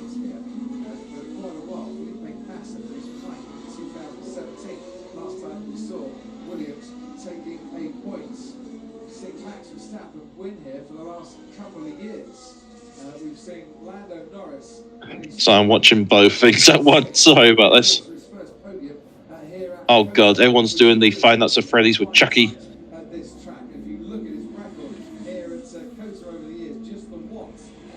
So Larson has a 4-second lead to Brad Keselowski. Yeah, are we back? Not yet, still Yes, advertisements. 22 cars on the lead lap. Yeah, we're back.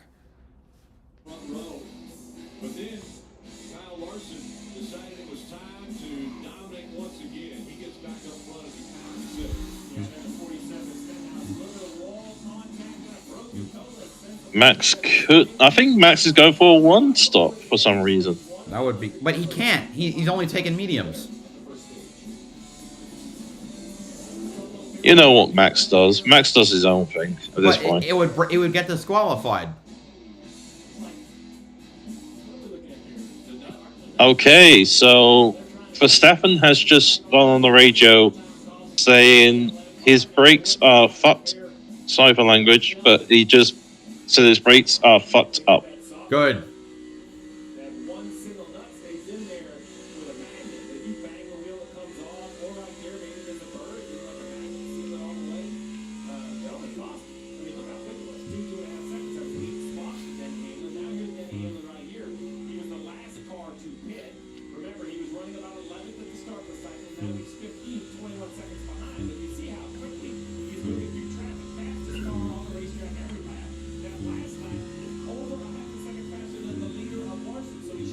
Norris is in. I repeat, Norris is in. Wow.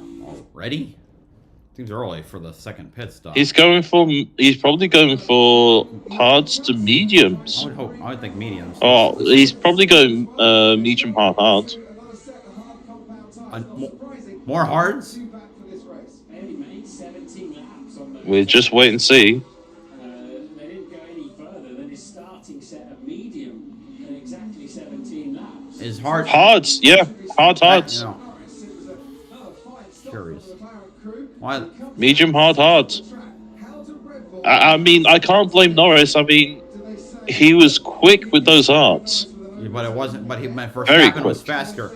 Then again, Verstappen still needs to go to softs or hards. We shall see 6 seconds the gap between Verstappen and Hamilton.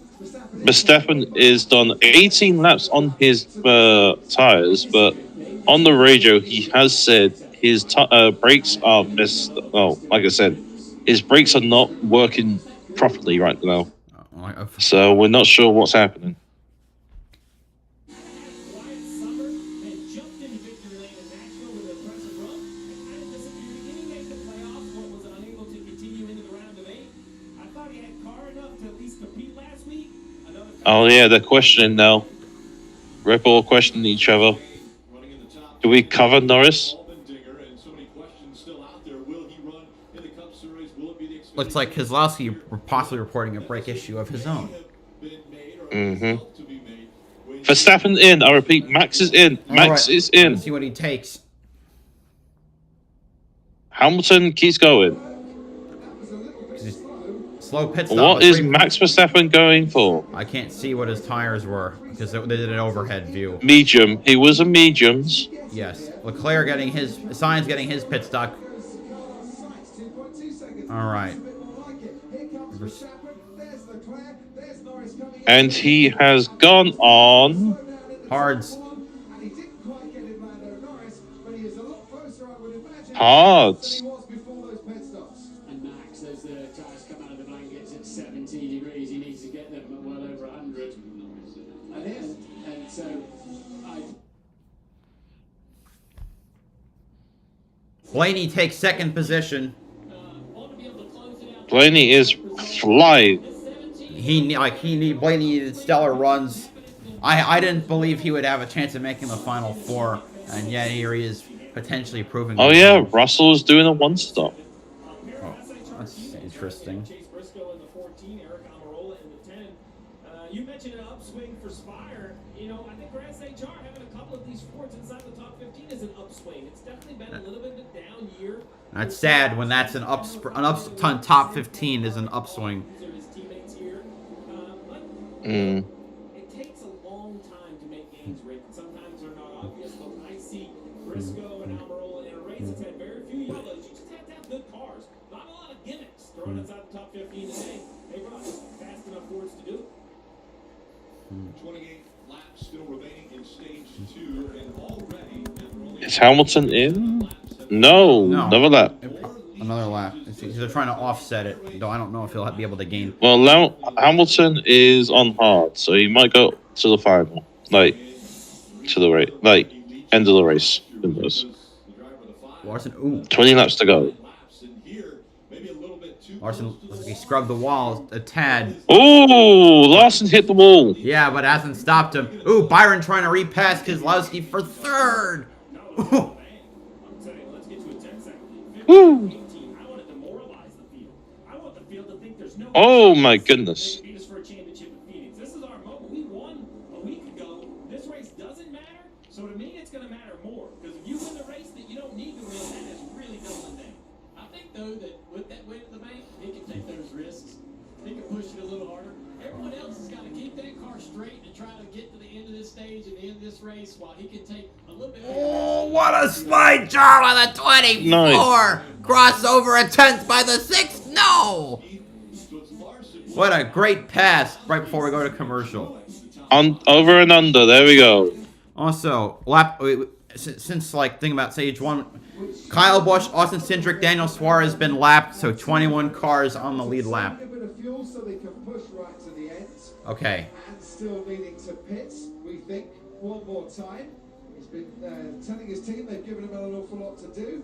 Is that going to be the case? Where's Charles Leclerc going to fall into this one come the reckoning? And what about Verstappen and Norris? Now both on the same compound. Maybe they give him mediums so that he runs straight to the end on them. Going full blast if he can. All right, check out pits. Just leads from Verstappen and Norris, so the top 3 are all in view. Can Charles Leclerc frustrates Max Verstappen for a little bit? While Verstappen's now got DRS behind Leclerc. Do they go into turn 1? Sergio Perez is in the pits. Carlos Sainz has another fastest lap. He's on the hard tires. Checo on hards. Of course, it's Lewis out front on the offset. He's pushing hard at the moment. Verstappen now starting to set up sectors, faster sectors. Sainz done the fastest lap of the Grand Prix at 1:40.5.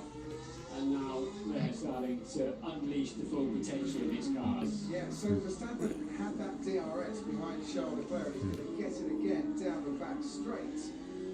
Is Lando Norris only a second and a half behind? He's not going to get that DRS advantage necessarily.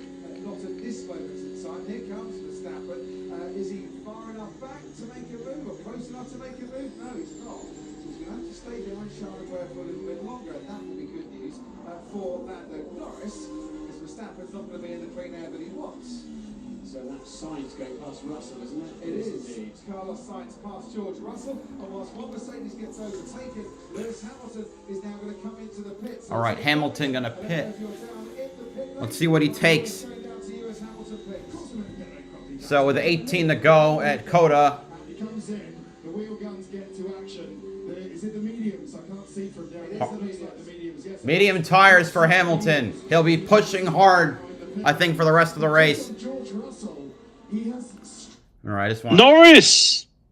Norris has got fastest lap. Oh, does he? Yes, he does. With DRS down into turn one. The Verstappen just passed Leclerc. Oh my goodness, he's 2 seconds ahead. Like, One and no a half. joke, the fastest lap to Leclerc, to Sainz was My 0.2 TV froze, seconds no. ahead. My TV just. Oh, now it works. All right, I'm turning it on and off. That was unfortunate. 2.58 seconds, an average of over 165 miles an hour for that lap.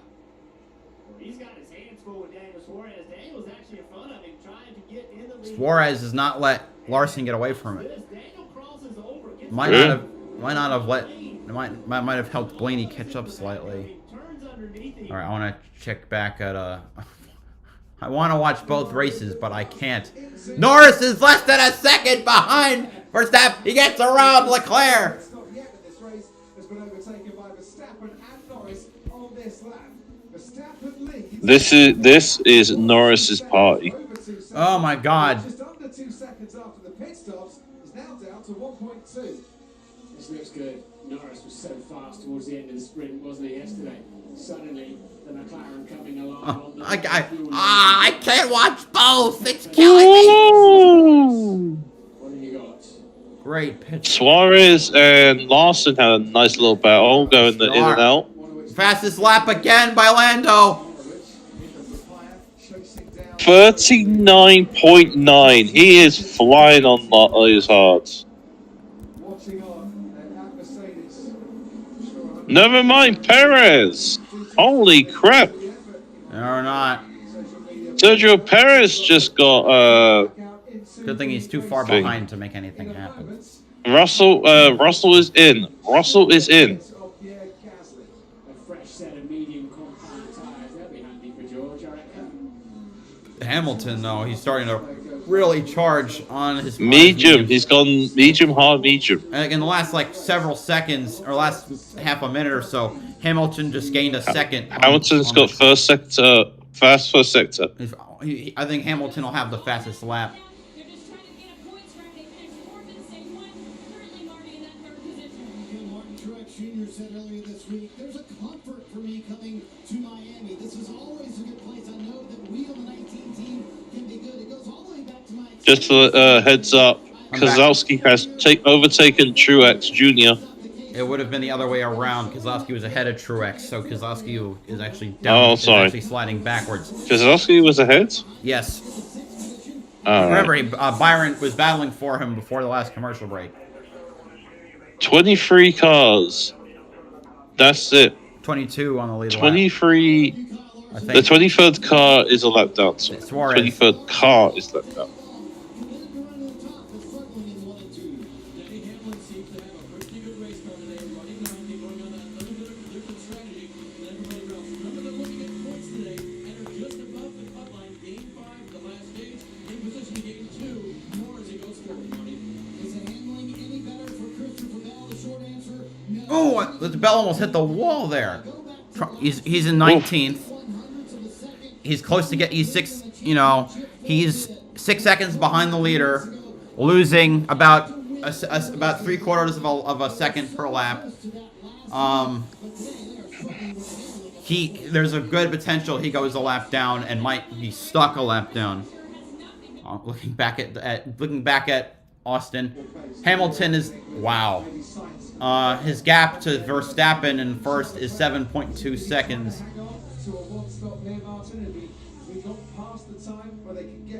7.1. Leclerc doing the one stop. So is Alonso. Like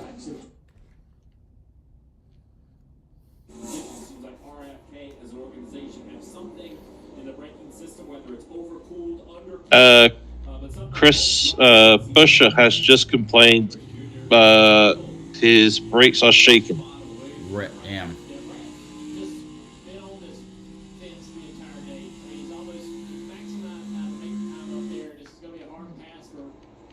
Truex not able to get past that 6:14 to go.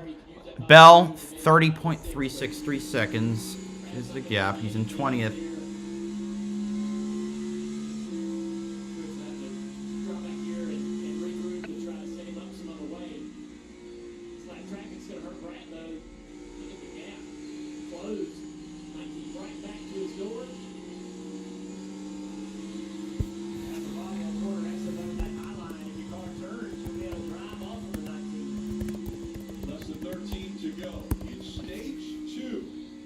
All right, back to F1. Oh wow! Holy crap! The gap is 6.5 seconds from Hamilton to Verstappen. He's 1.5 seconds behind Leclerc.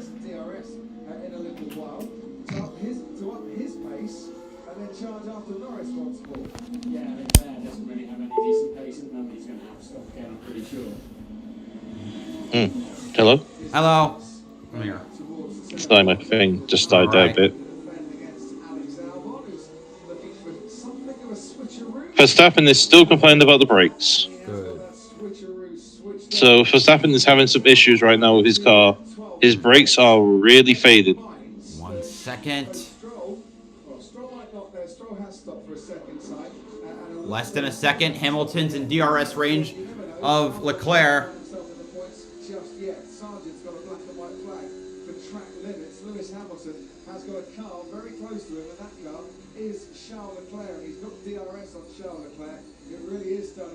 Here comes the open flap. DRS. Send it to the inside. Damn it. Just against it, doesn't want to compromise his race result here by taking a lunch too early. Well, Lewis is like Max when he was behind Leclerc. He needs to clear him into turn 11 as soon as possible. He's got to get past this Ferrari, keep in touch with Norris and Verstappen. You can see running on board, can't you, Martin, how that overtaking chance that wasn't quite there has hampered Lewis Hamilton now on this first part of the lap. He's got to lunge this and he feels confident with it. The track's very dirty or offline there, isn't it? So now he needs a good exit, DRS. He's looking at the pickup on Lewis's left-hand tyre. That'll flick off, that's not a problem, but we've surely got a good chance now down into... Yeah, he's hauling. DRS assisted for Lewis Hamilton. Hamilton to third. All right, 6.2 seconds is his gap to the leader. He's got a quarter of the race to go. Okay, we're not back. Okay, they're doing a side-by-side. Okay. Larson catching up to Cut. Okay. Actually, it looks like Bell might not get lapped. He's holding on, but his car is slow. This is how Lewis Hamilton did it. Down the straight with DRS and down to the inside. Yeah, a little jig left from Leclerc and Lewis just stuck with it. And got himself track position. One sweep of the steering wheel with his yellow glove and through the Mercedes goes. So here's the battle for the lead. Verstappen and Norris. Norris, who put his time Question is, can on, Hamilton catch up? 34. Max Verstappen, who responded on lap 35. Hamilton put his tyres on, his medium tyres that he's running on lap 38. Not only are they fresher, but they could well be a faster compound than the hard. Will they last though? Is lap 38 the magic lap to get the mediums on, to give Lewis Hamilton the chance to charge down Verstappen or Norris, to go and take a potential win or a runners-up spot, or have they left it too long? Have they left it too much to do? Will the tyres last? So many questions to be answered, Martin, by the end of lap 56. Fastest man out on the track is George Russell, but he's a long way behind sixth place Sergio Perez. Is George. So I think now the story. Oh, we're back. Oh, okay. Blaney is almost near a second of Larson as the lap traffic's kicking in. And your ability to keep your head on straight. Hamlin's strategy of pitting early, you know, of his off pit cycle he's gotten up to 5th now. Truex is starting to fall backwards. Christopher Bell being smart ass to his team and crew, saying, "What am I driving here for?"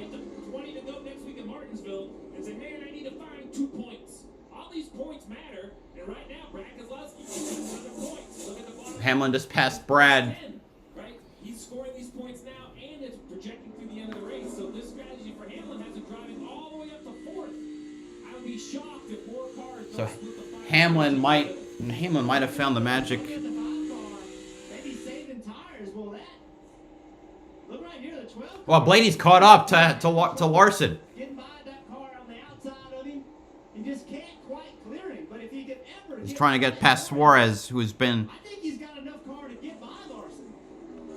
Suarez is actually running Larson down as well. Larson under the bottom. Suarez has been like Newman today. Look at the 12 car. It just gains on him big time right here. Mm-hmm. Big trouble right there. Slid up. Ooh, here comes Blaney to the inside. Far to go. Inside. Oh, Blaney almost cleared. Little help for Harrison Burton, and Blaney takes the lead. This group is Byron. Byron in that 24. And there's a 24 coming to join the party, saying, "Hey, don't leave me behind. I'm still here." Oh, it's like a cage of lap cars. So I think that Blaney can move out, possibly win the stage. Byron's coming though, and this 5 is struggling right about 10 laps ago. The car just kind of fell off a cliff in lap time, and he's hanging on, trying to get this thing around the corner. He's got 2 laps to go in stage 2, but now he's falling back. This will make it 3rd. Byron passes Larson. Wow, look at that 5. I mean, I'm gonna tell you, that car has a handful. I know it's hard to really see it on the 2 to go on the stage. He's barely able to use the throttle, barely able to really get aggressive with the steering wheel. He's just creeping around the bottom of this racetrack, trying to get this car to the finish. We're coming up on 1 to go in stage 2. Blaney making the final 4. That terrifies me. 50 laps on these tires, and they have Like Penske has come back with he's come back with a vengeance since the playoff started. After 10 being laps to terrible go the team was terrible in the all year. F1. Huh? Talking about NASCAR.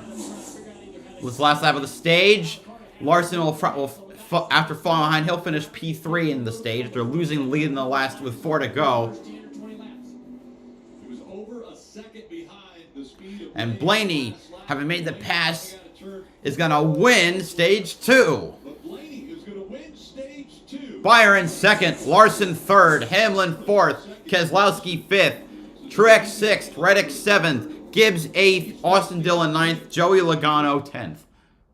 Back to F1. Yep. Yeah, okay. It's nothing's gonna change from this point, I think, unless there's a catastrophic failure on one of the top 3 cars. That's just sad. This race is looking so promising, but it's gonna come down to a predictable end. Yeah. All I can say is this. I got used to it. on the track. And 140.6 that time for Verstappen. And 41.1 Norris at 40.2 Hamilton. So Hamilton can catch Norris and pass him quickly in the closing stages. As he's been told by Bono's engineer, we think P2, maybe even a win. So remember in Malaysia one year, the great Lewis Hamilton radio message where he said to Bono, "Stop talking to me in the corners, man. Stop talking to me in the braking." Right. Unfortunately, I have to pop off. Unfortunately, You have to but, go? Okay. Yeah, It's alright. but it's nice talking to you, my friend. Of course. Questions on this moment? All right. See you later. See you later. Either way, he is pulling away from Lando Norris at a rate of knots here. That the win might be disappearing if there ever was that potential for Lewis Hamilton. But the second place is very much on the cards for him because he's reeling in Lando Norris somewhat. Look at that gap. Now 1.6 seconds. See how it's closing. Lap after lap after lap here. We did see this with the previous thing. The hearts start to go off a bit and then come back to the driver. Hamilton might have a window of 2 or 3 laps here to try and reel Norris in and get past. Elsewhere, as I said, Tsunoda, 4th time in 7 races. He started 11th. He's currently running 10th. On course for a points finish, Yuki Tsunoda, and he would dearly love one of those. Hasn't had one since Belgium, just before the summer break. We've got Fernando Alonso scoring a couple of points. Pierre Gasly on the 1 Alpine still running in 8th. Russell 7th. Harris 6th, and his pace seems No DRS. closing up on him, but he's a long way back. Science spin, Charles Leclerc really struggling, and Hamilton, Norris and Verstappen battling for the podium places. Anthony, to you. Yeah, so Lando's been asked to charge his state of charge of the battery as a defense mechanism when the inevitable comes. So with Lewis catching him at a rate of knots. Now the reason why he'll be catching him faster is because Norris will be putting it into a heavier regen mode. Gotcha. Yeah, fill the battery up more, so that means he's given up on chasing Max Verstappen. So we see Lance Stroll then.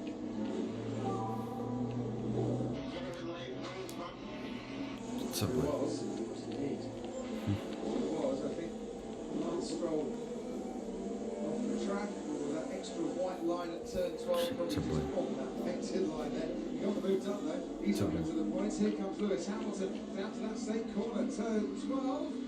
This is right up on the gearbox, so Lando Norris can't squeeze his way past.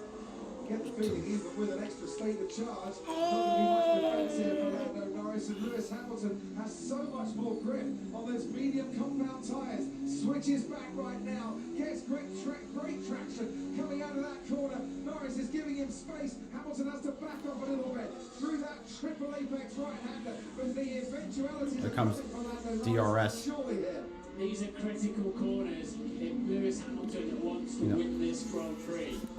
Rear suspension failure for Alonso has been passed by his teammate Lance Stroll along the main straight here.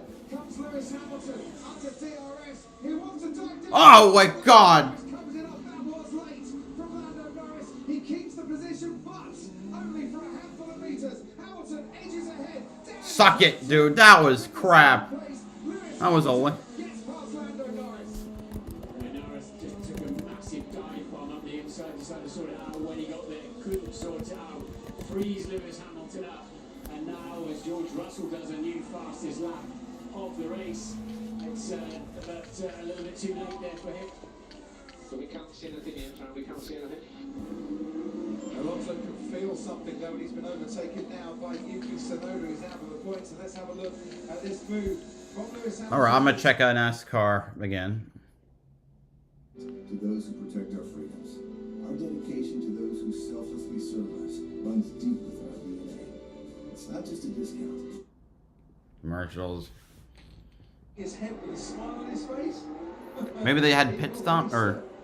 Says the Mercedes fan. It was quite late from Lando, but just about all right. But Lewis had it. I might have missed pit strategy because I'm like, because the F1 race is 8 laps away from ending. He knew it half a race ago, didn't he? That he'd been left with an awful lot to do. Okay, Blaney, Byron, Keselowski, Hamlin, Larson, Logano, Austin Dillon, Tyler Reddick, Ross Chastain, Ty Gibbs, your top 10. Excellent, Lewis. We've got Verstappen. He is 5 seconds ahead. He is managing a brakes issue, though. Well, he's been talking about that brake issue, even managing it, still. That's not enough. I think he's good enough, Martin, at this stage to keep Hamilton at back. Depends if that pace gets any worse.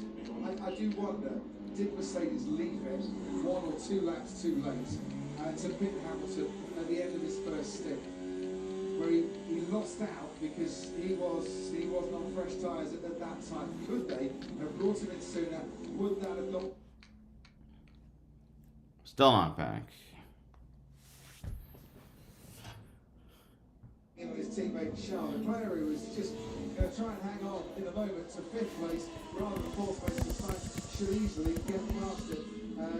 We'll stick with this for a couple of moments as they make their way around turn 11. Sainz, who's on the 2-stopper, Leclerc, who's on the 1-stopper, and there's a problem with the floor now for Aston Martin. That's what Fernando Alonso has been feeling, and he's now into the pits and probably out of this race. Down the inside goes Carlos Sainz on his teammate Charles Leclerc, who's not going to fight that. And let time by, do not lose time. And that's exactly what he just did. Ted, down to you. If I was Charles Leclerc, I'd be pretty miffed at that. You know, Ferrari have hummed and havered and wondered whether we do 1 or 2 stops. Settled for the 1, and then I get beaten by my teammate, even though I started on pole. Am I being unreasonable here, Crofty? Yes. I think they've got a chance of catching Norris here. I think that's what it's about, Ted. Sainz is the faster of the 2 cars. The wall, chest hand, there's great energy down here. This is the kind of energy we all need, Kyle. We got it down here. We got it. Dolly. You got it. That's it, man. Jeff, how come you wouldn't say Dolly? Because I would sound like Junior when he said it. Oh, that's so good. Well, Pitbull loved it, and I'm sure that he was having a great time down there with you guys. Let's check in on the Peacock pit box. All right, DJ KP, can you say Dolly? We can say, Donnie, we're going to take it to the pit box because that's what's happening. Now you're on the pit box. Not up there in the booth. You're right down here right now. Hey, we watched this thing and we talked about it this morning in production. There's been some comers and some goers, in the words of the great Larry McReynolds. But at that time, we talked about cars just running out there and falling off. We saw Bubba Wallace early on, and we saw the 5-car. The first glitch in the armor, we saw the 5-car drop off. Yeah, and I think some of it came, obviously, they came really early, had a lot of laps on the tires, but he raced really hard with Daniel Suarez there. Or Suarez raced him really hard, so it was, I think that gets told there. I told you to watch out for Blaney. He was great there. He came to the front. That's going to be interesting to see if he can hold on to this. But as we start stage 3, I'm really going to watch the 20 car of Christopher Bell now that he's trying. Yeah. Love that young man. Love that attitude. I'm glad to see that finally he's up on the wheel. Sarcasm on the radio, that's probably a first that we heard out of Christopher Bell. You gotta be careful because when sarcasm goes back in sarcasm, that's when the fuse really gets lit. That's a great point. Short fuse. All right, let's have a look at the keys to victory lane, brought to you by Ruoff Mortgage. Well, you try to limit your risk. We've seen everybody running the wall, and I know we're in the final stage, but even with 96 laps to go, maybe wait just a little bit longer, see if someone else can make a mistake first. Manage in the long run. We just saw the 5-car Larson so fast out front, but just, bled a lot of time out on those last 10 laps at the end of stage 2, so trying to manage the tires and get them to last as long as possible. Big picture racing, and that's different for every team. What are you here hoping to execute on? What kind of car do you have? Maximize your day. Chris Buescher, a lap down, he has to find a way to overcome that. He's got to be willing to gamble. That's a different situation than Blaney's in. He's leading the race.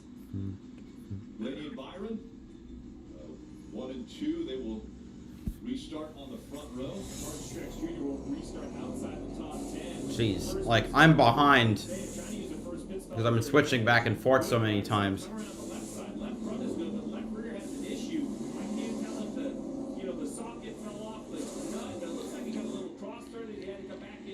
Frustration out of the team because, once again, end of the race, losing spots on pit road. And green flag back. All right, we're green again. Stage is underway.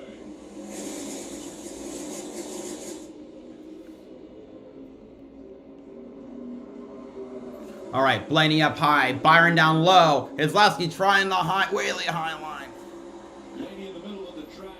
A 3-car fight for third behind Byron side drafting. Byron, strong on the inside.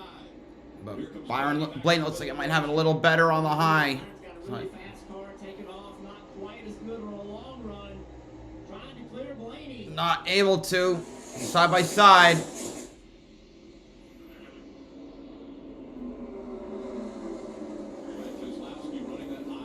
Oh, clear. Larson really tight off the turn two.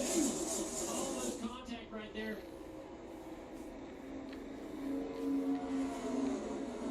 There's that 19 of Tricks trying to rebound from that issue on pit road.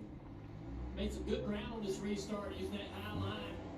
Trying to continue that move forward. Blaney moves to the inside, try and get the position back. Ooh. Blaney trying to send it in. Limiting how much Blaney could come up the racetrack on that entry of one. Oh! Little side draft down the back straightaway. Byron trying to get the side draft off the 12 car. Gonna make that work. 12 to the bottom, dives down in. Pin to the bottom of the racetrack. Ooh, is this where the 12 tries the slide job? And he's taking the gas. He does. Blaney takes back the lead.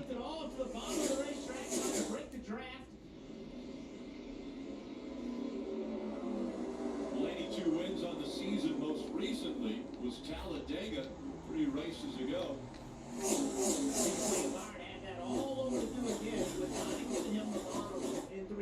Blaney takes the lead.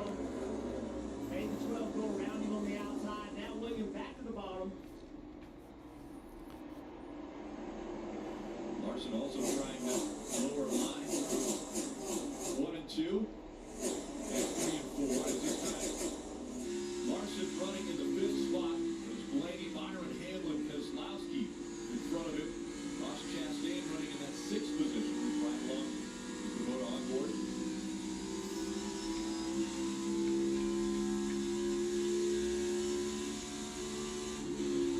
It's awesome watching Larson trying to figure out what to do with Brad Keselowski. Where's Brad going to go? Where do I need to go? Brad right to the top of the racetrack. They're trying to match doors. Off the corner, they're going to be able to do it. He side drafts. Brad a little bit down the straightaway, even off into the corner. He dives into the corner, going to slide up and take Brad's line away. This early in the run, running that high, just gives those guys too much of an advantage on the bottom on new tires. You can make last time on the bottom. And that 3-car too of Austin Dillon. We don't talk about him much this year. It's been a tough year, but done a great job in this race. Done a great job on this restart. Hamlin, by the way, took 2nd position. I mean, I'll take Hamlin over Blaney. I never thought I'd say that.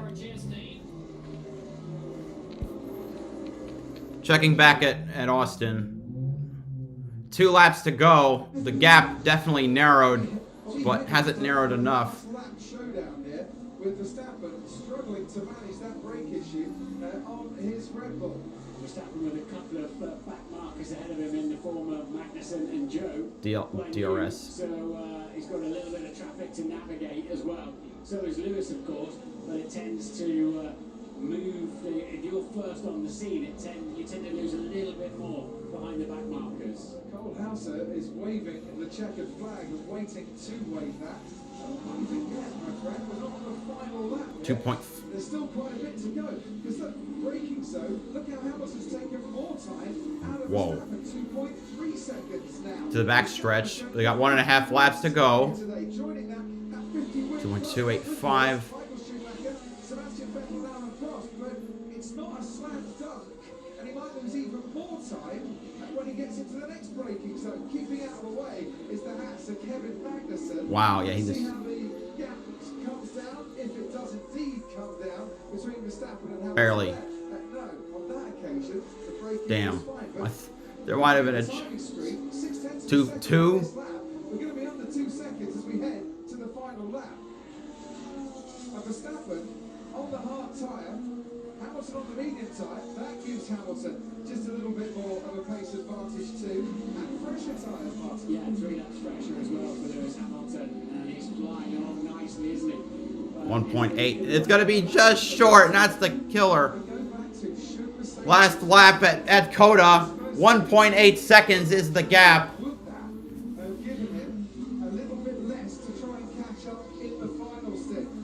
It's gonna be just short. We're under 2 seconds anyway.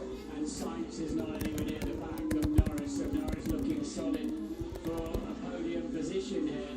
Sainz closed the gap down to 4.3 seconds. 1.6. Verstappen flicks his way through that wonderful sector one there.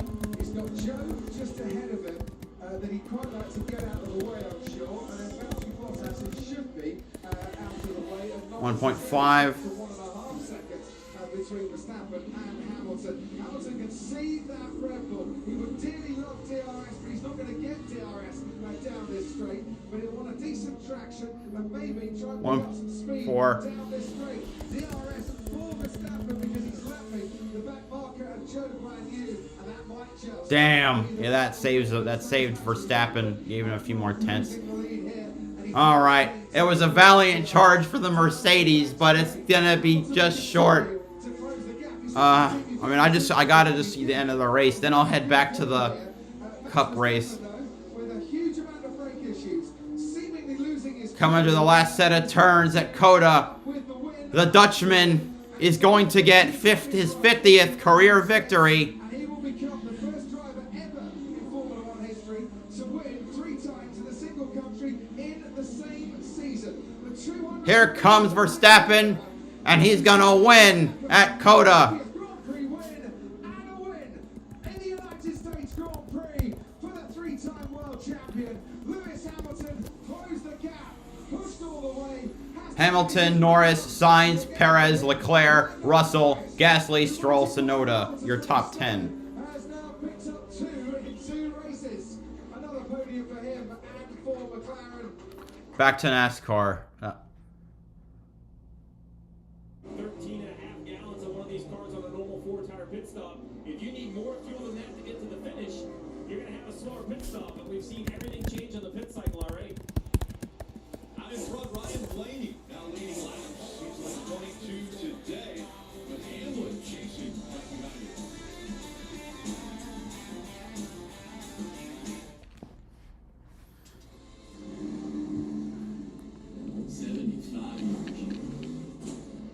Around this epic track. But we've never stopped moving forward.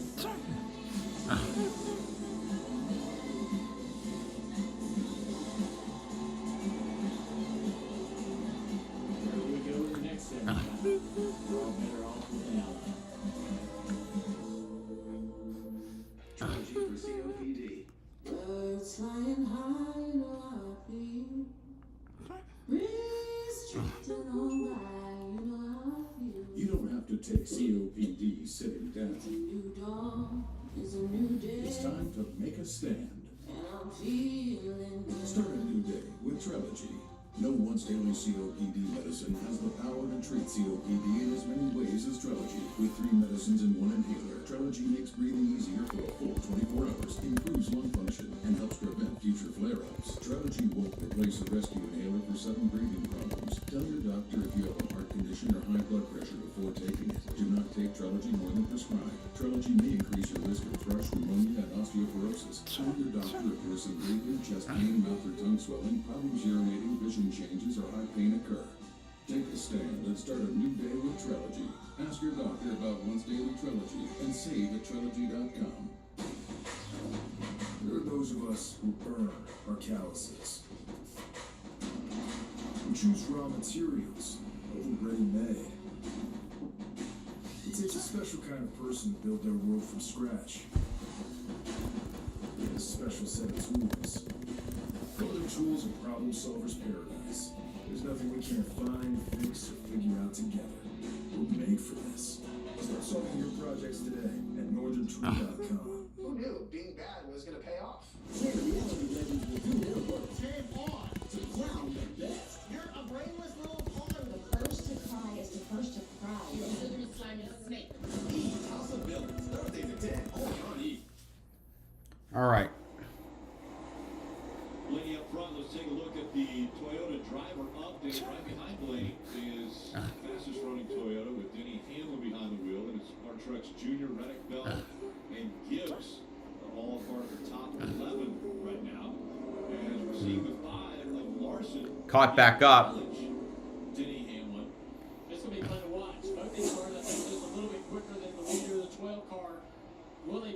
stuff up, working the race against each other here, and allow Blaney to start to inch away. Everybody now using this very, very high line. But look at the line. Turns down the corner exit. Tries to throttle up a little sooner, a little harder. You've got to do something different. You're not going to run them down and get right to them, run the same exact line. Now this opens up an opportunity here. Maybe to the bottom of the racetrack. Larson at the top is going to get a huge run if he does this right. Down the back straightaway. Again, you know, having to try something different, right? We've seen him trying to follow. Here comes the Larson. He's all the way on the bottom. Watch how long he carries this white line. Tries to really stay on the bottom as long as he can. Now the forward momentum of the 11 cars. Please, one of them beat Blaney. Blaney to get a little bit further out there. As these two start to get more defensive, racing each other, start to pay attention to what each other are doing. That 12 car can run a little bit faster lap time. 0.7 of a second for Hamlin behind Blaney, and about a second behind Larson is Blaney. And Dave. Rick, this is a fun race to watch, especially after what Denny Hamlin told the media this week about the high line here. And Kyle Larson is so good at it. They said, "You think you're in his category?" And Denny said, "No, I think I'm better than average, but I don't think I'm in the Larson category if I run that high line." As you see, Kyle go back up there now. He said, "We manage our risk a little differently." And Denny has been more all over the track this day than Kyle Larson has. Here comes Larson now. Larson will now go to the high side, and Denny will try that. Come on. Larson line. Larson doesn't do a slide job right there. Maybe down in turn 1 and 2, he might try that. Ooh, he got it. Clear. Pretty impressed by that. Go get him. Go get Blaney. As he goes into turn 1. Sponsor said push him again. Yeah, I know. You know, and that was just a great move. It shows you how good his car is. He was able to just stay on that white line. And Hamlin did not cross him over because he just feels like this car on Larson's a little bit faster right now. Kind of conceding the spot a little bit, knowing that on the long line, he needs to save a little. Larson checking out from Hamlin. Hello, Rye Blue. Yeah, Larson did check out. Now, please chase down the 12. If Blaney actually wins his way in, I think, And that's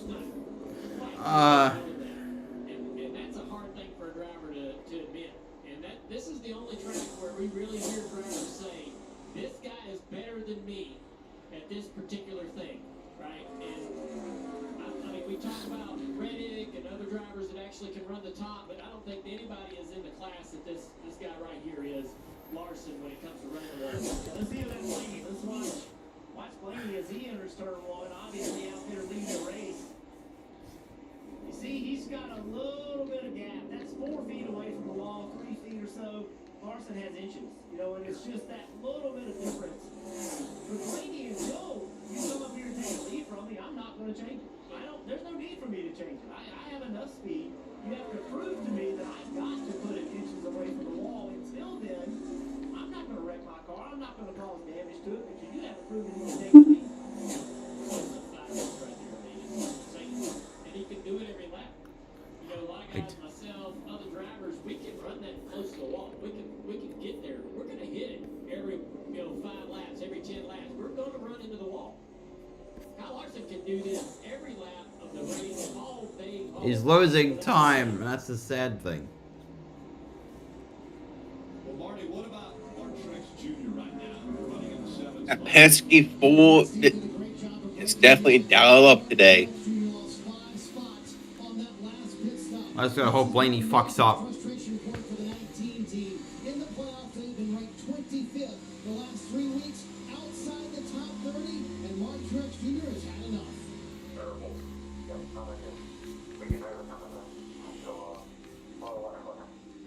Yeah, we always got to overcome it, don't we? You can get pit up, you can get my car right. Just out here doing it all myself. So, Steve, you can tell the frustration clearly setting in for Martin Truex Jr., who's up to 6 right now. I know he is a Cup Series champion, but if you're James Small, how do you keep your driver in the game? Well, at this point, you just have to let him know what's in front of him. I mean, he just got by 1 position right there. That's going to put him up into the 6th position. He's better than Chastain, which can get him to 5th. green flag cycle, and I think that's the key. Listen, Truex has a tremendous amount of talent, but you need to make sure he's executing whatever you need him to do behind the wheel. If you're going to run long on tires or pitch short on tires, you got to continue to communicate. Even though you want to get frustrated and perhaps stop talking to your driver, this is when that relationship is tested. These two have been testing with each other on the radio over the course of their pairing. They just say it's how they communicate, but it is for sure, it sounds heated at times at least. Definitely frustration there in voice of Martin. And the 11 had a little issue, got into the wall as he was chasing after Kyle Larson. So Kyle Larson goes by him, and he starts watching Kyle. He starts trying to do what Kyle does, and this is what happens. Man, he was in the fence a long time through that corner, and that's when you risk knocking the sidewall out of the tires and getting a flat. But that's how tempting it is. The 5 goes by, and he's like, hey, man, I'm going to show you how to do this. And you go up there. 24. I mean, Hamlin fell back, and that's getting him near closer to the clutches of the 24. But you try to get more, you try to get more. That's what race car drivers do. He just kept over that line. Discipline and focus. And right now, Kyle Larson has it. He's still chasing down Ryan. I'll be right back. Who's out front here at Miami. You don't have to be in the race to be in the race. Introducing the NASCAR Powerball Playoff. 4 finalists will win a trip or 2 to the NASCAR Cup Series Championship race at the Phoenix Raceway, with the grand prize winner taking home $1 million. Here they are, the 8 semifinalists for the $1 million prize. Powerball, the official lottery game of NASCAR. Josh Malecki, what happened? To the NASCAR Powerball Playoff. Right now, Sonic small hand mix shakes are $1.99 all day. It sells Yo, Josh. with flavors in my sexy voice. Chocolate, strawberry, peanut butter. $1.99 small classic shakes all day at Sonic. That's my team out there. If our network goes down, lives are at stake. Our comms have to work. Well, the mission won't. That's why we partner with Verizon Frontline, the network that truly prioritizes first responders. So we don't worry about getting through. And they're the most reliable 5G network in America. Out here, reliability is everything. Extreme or routine, Verizon Frontline delivers. The #1 network choice in public safety. Learn more. It's your mission. It's your Verizon.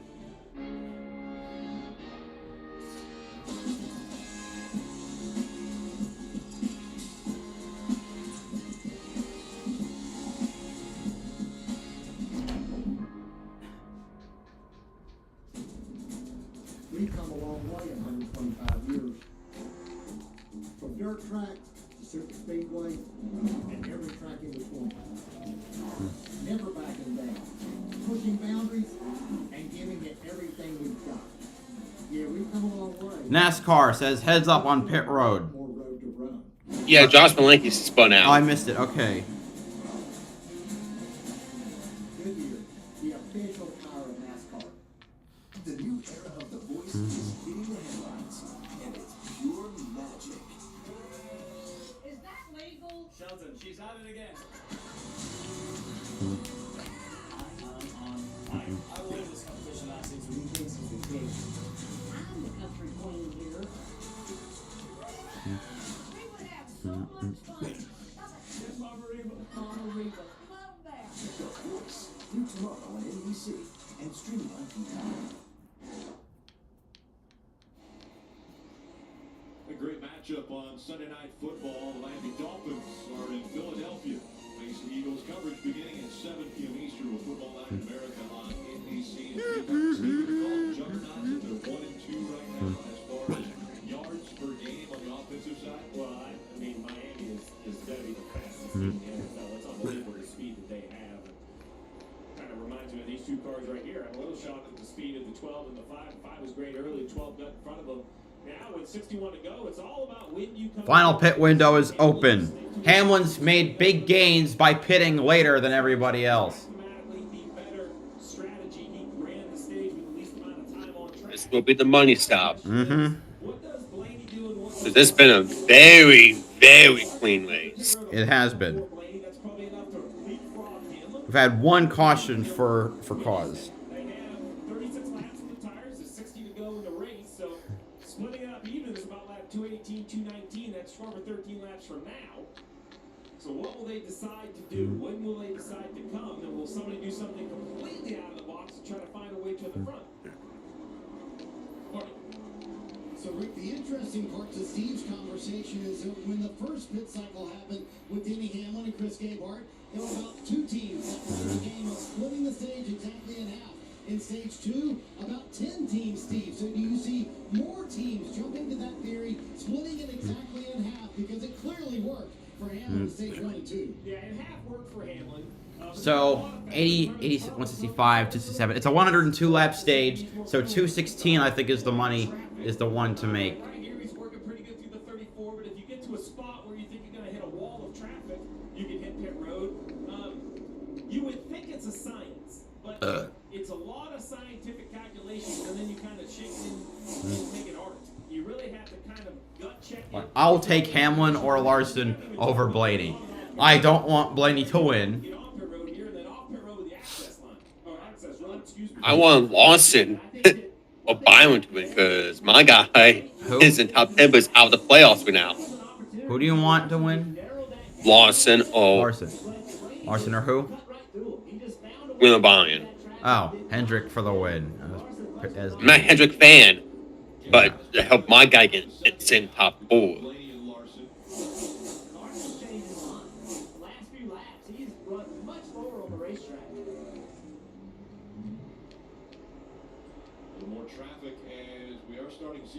Kozlowski, Haley, Busher on pit road.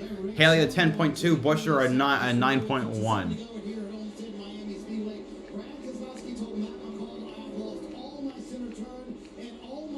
Speed. So McCall doing something here. You see that wet adjustment for Brad Keselowski trying to get Truex hitting pit road. Truex Jr. just told his pit crew, if we do not have a good stop here, we are done. He said it's so tight when we're back in traffic. Whatever you guys can do to help me out a little bit, I need the track position back that we lost. These pit stops happening under green on the early side of the window with 56 to go. We'll see how Truex and this 19 team. All right, Gibbs and Suarez also on pit road.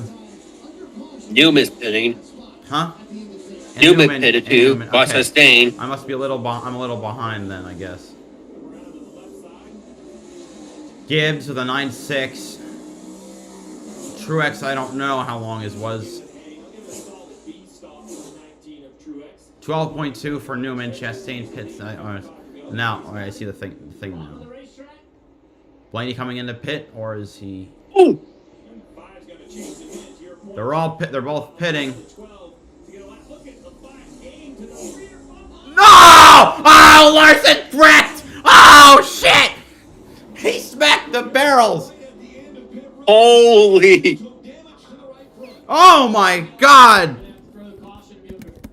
Okay, this changes everything. Well,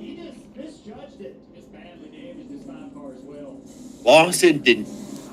Ronnie Blaney. The pit was Hamlin. How did? Well, Blaney better. No, everyone. No. So wait, who pit first? Truex did. Oh my god! Like Larson was clearly trying to gain speed on pit road. He just obliterated the barrels. Blaney, he got lucky because. Thank God Larson won Vegas. Oh, and he hit Blaney's right rear in the process. I don't think that caused any damage though. Not enough. Yeah, definitely not enough. Just past the barrels, about 10 feet. You have to wonder what speed was Blaney doing? That contact to the back of the Yeah, I don't wonder. That's actually funny. Imagine if the contact with Blaney actually pushed Blaney over the pit road speed limit. But I'm not sure that Blaney wasn't doing a good job getting on pit road. Maybe the 5 was actually cooking it on the pit road a little bit too much. Yeah, and Larson said, I just didn't expect him to slow down that much, so Larson didn't feel like he was going too quickly. Also, Bilicki is done for the day. Yeah, he's spun out. I think he popped his tires and did damage. I'm hoping there's damage on the 12. Truex wasn't happy with his pit stop, but this caution helped him. Yeah, definitely.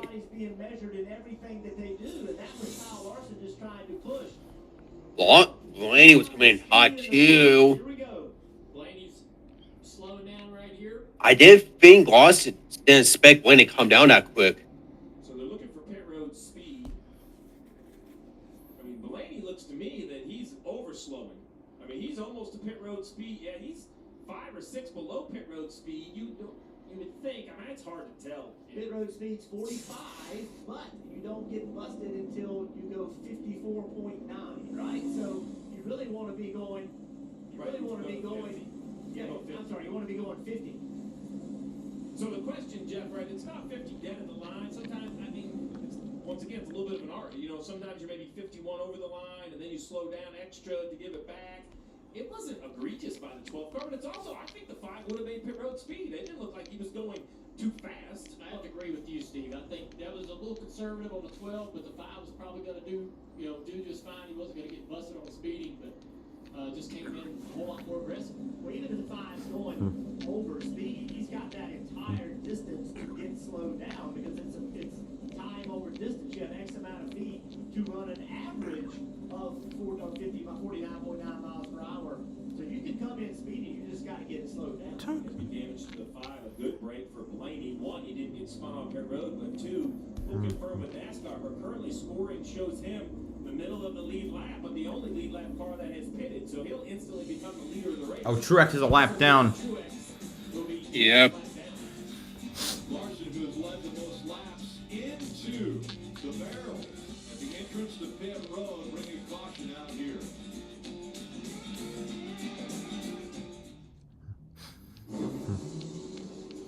Advanced Auto Parts. I need that die-hard power. And the reliability and the product durability, right? That's why Die-Hard, choose Die-Hard. And Advanced Auto Parts is the home of Die-Hard. We'll even install yours for free.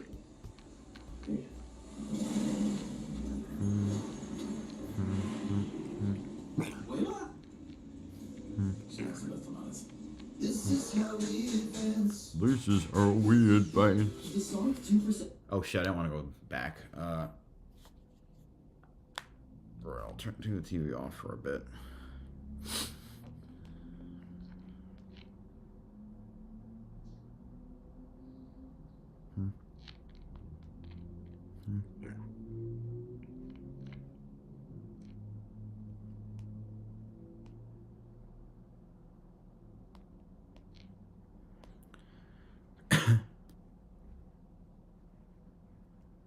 Yeah, Truex is done. He's out. Who's out? Truex is locked down no matter what. Oh, wow. Yeah, because you won't even get a free pass. Because Blaney pitted. Great wheel, NASCAR. Great wheel. We got a red flag.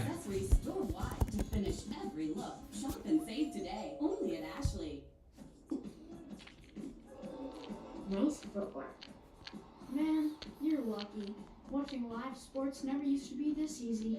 Now you can stream all your games like it's nothing. Yes! That's what I'm talking about. Larson is out of the race. Running up and down that field looks tough. It's a pitch. Get way more into what you're into when you stream on the Xfinity 10G network. Jesse L. Martin is back. Why crash a plane and let a passenger survive? That's why you're here. I kidnapped someone who couldn't afford the ransom. Poison. Why get fancy with polonium when you can shoot the target at hand? I hear people are irrational. People do inexplicable things. Why? Science. So this is just a theory. Gravity was just a theory at one point. The irrational. Tomorrow on NBC and 21 Peacock. 51 laps to go in this race, and because of the cleanup at the entrance to pit road, the red flag has come out. And so while the safety crews and the track crews go to work cleaning up the sand that came out of the barrels, when the 5 hits the barrel here, take a look at this and listen.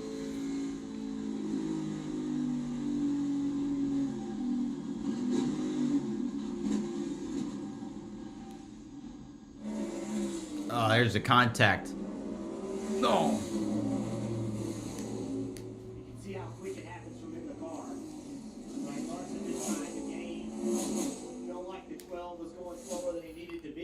My God. And now he's just in big trouble. He's trying to get everything he can. The five day is complete. He went behind the wall and Well, the garage. that'll hurt my. So now, other than the obvious winners and losers, which Larson being the biggest loser, because he's now out of the race, Ryan Blaney continued on the pit road, pitted, and with the yellow coming Come on, real Brian. Take the win from Ryan Blaney. Service is done, and he's still on the lead lap. So when pit road does open, he's the only lead lap car that does not need to pit, so he will take over the race lead. Hamlin, Byron, Dylan, Reddick, they'll come to pit road, and we'll see who beats who on pit road. Either way, they'll line up behind the 12. Now, unfortunately, the loser in this situation, and bad luck chases this car. I'm somewhat baffled at the playoffs that the 19 of Mark Truex Jr. has had. Some, I think it's on them for decisions and speed, but this is purely just a bad break. They had serviced their car one lap ago, and now he'll take the wave around, but with 16, 17 cars in the lead lap, he's going to restart inside 50 to go, outside the top 15. I mean, I know we say you make your own luck, and I think at times the 19 has, but in this situation, Jeff, it's just bad luck, if you can believe it. It's awful. Yeah, that just got, it wasn't a wrong decision. It just didn't work out for him, Marty. Yeah, Jeff, but the pit stop did not help. Steve, I think you gave it a grade of a B. Martin Truex goes much lower. Here was the radio. No, good joke. I ain't doing it no more. I don't care. Truex, man, you can tell he is upset on the radio, Steve. So I'll ask you again. You're James Small. You got to keep him in the game here, because if you look at where the points are right now, they're only one below the cut line, heading to Martinsville, where he has 3 wins. So Truex knows they've got a great track coming up, but he's very frustrated right now. Well, he's frustrated because first it was a slow pit stop, and then here I don't think he was frustrated with the pit stop right there. I think that was the reaction to the yellow. There's moments where you need to try to motivate your driver or coach your driver. Then there's other times that, all it's going to do is perhaps make him more angry. And I would have this as one of those times. I've let it all cycle out. I let him try to cool off. There's no doubt Martin Truex Jr. is going to drive the wheels off this thing to the finish. So I would just physically tell him where we stand. When this all cycles out, we're this many below the cut line, you're in this position. In front of you, you're going to have lap down and lead lap cars who are for position, and then just be quiet and let him, the spotter, go to work. With 50 to go here, you can have 3 or 4 more yellows, you can have more pit stops, anything can happen. But Truex already knows that, and I don't think Truex is supposed to hear that at this point. Let's check in with Dave and the crew chief of the 12.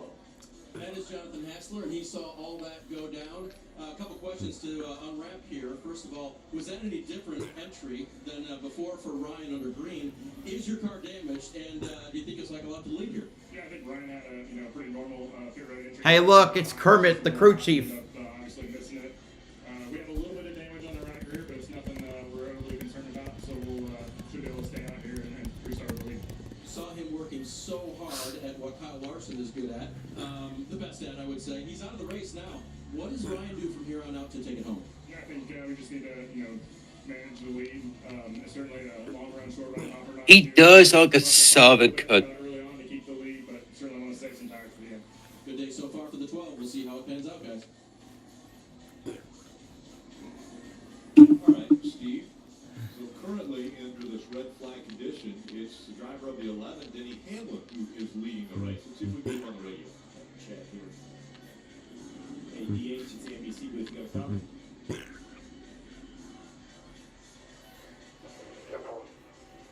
How did Harvick get a water bottle? No, how did Hamlin get a water bottle?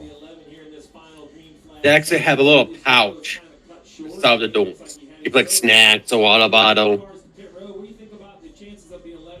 So if they're on a red flag or a long yellow flag, they can grab a snack or a water bottle out. Huh? Sorry.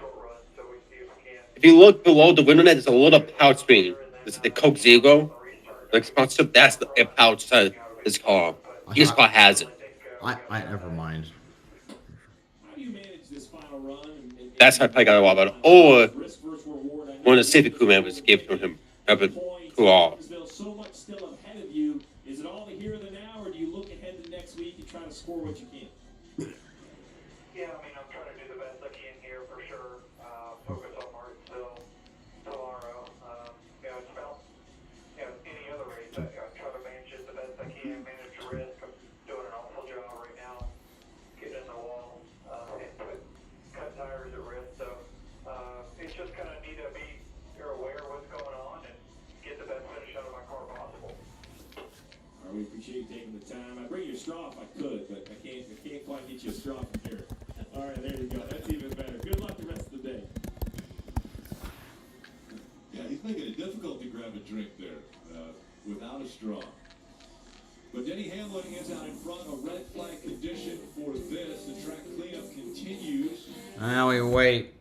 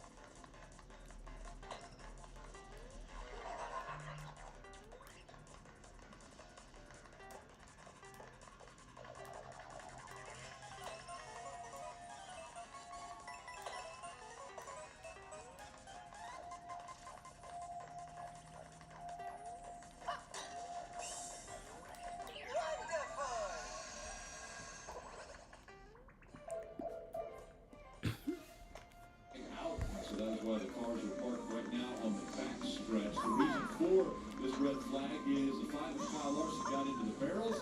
He is out of the race and now standing by with Chip. When we saw Kyle chase Ryan Blaney onto pit road, walk us through what happened. What was going through your head in that split-second decision making? Oh, I haven't seen a replay. I'm sure I was just maximizing all I could. I didn't expect him to slow down so early. I was just trying to get to the yellow line as quickly as possible and felt like I was in control. And then from my vantage point, it slowed down a lot. But I mean, from there, it just looks like I bombed it in there. So I just need to look at some data and see where I was relative to pit road speed and all that. But I hate it for Ryan more than anything. It's just he was doing a super good job out front, and his team's been doing a really good job throughout the playoffs. And that was not my intention. I was just trying to get to as close to his back bumper as I could to hopefully have a good cycle and have a better pit stop and come out in front of him and control the race from there. So just upset more than anything with myself. Even if he did slow down early, I still should have not pushed that hard. So just a bummer, and hopefully his team can recover from it. The good news is No, I hope his team doesn't recover from it. Screw him. How do you keep this from killing the momentum you guys have? Yeah, I don't know. I mean, I think we had a great car today, so speed-wise, that was good.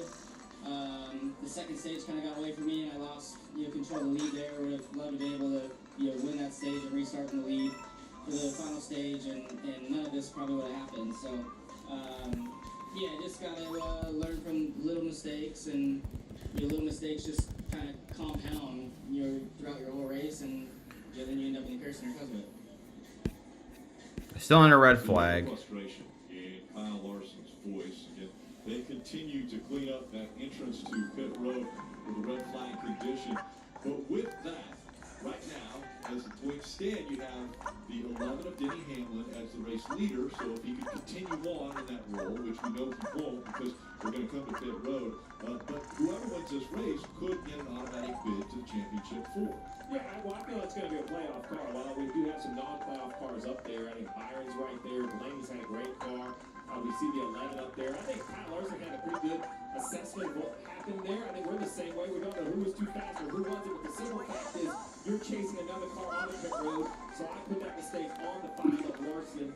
I do agree with him. They brought great speed here. But the Blaney car is the one that really has amazed me. He kind of jumped up on the radar back at the Coke 600 and won that race. I just didn't see this style of racetrack kind of fitting the Penske Fords. He was good in practice, and he's been good all day today.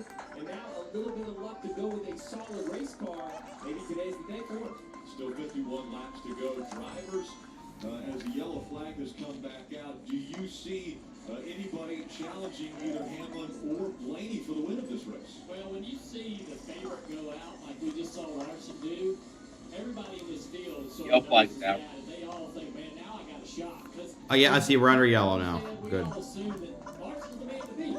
But now, no, he's no longer in this race. We know that 12 is leading the race and running well, but this really opens it up confidence-wise for a lot of drivers. And now we're getting late in this race where everybody's got to start pushing. You might have been a little conservative, maybe not running right against the wall all day long, trying not to hit the wall, trying to take care of your car. Now you're going to have to go out there and push it to the limit. And who can do that and do it well without making big mistakes? And what kind of race do we get, right? So in 4 of 6 final grade flat runs on mile-and-a-half tracks this year, it's been 20 laps or less. So are we going to get a rash of cautions? Are the cars that are good takeoff speed, are they the ones going to have an advantage? We don't know. And by the way, they don't know. But I can assure you that what you have to be doing right now is racing hard on this restart to get track position. And of course, that's when we see cautions.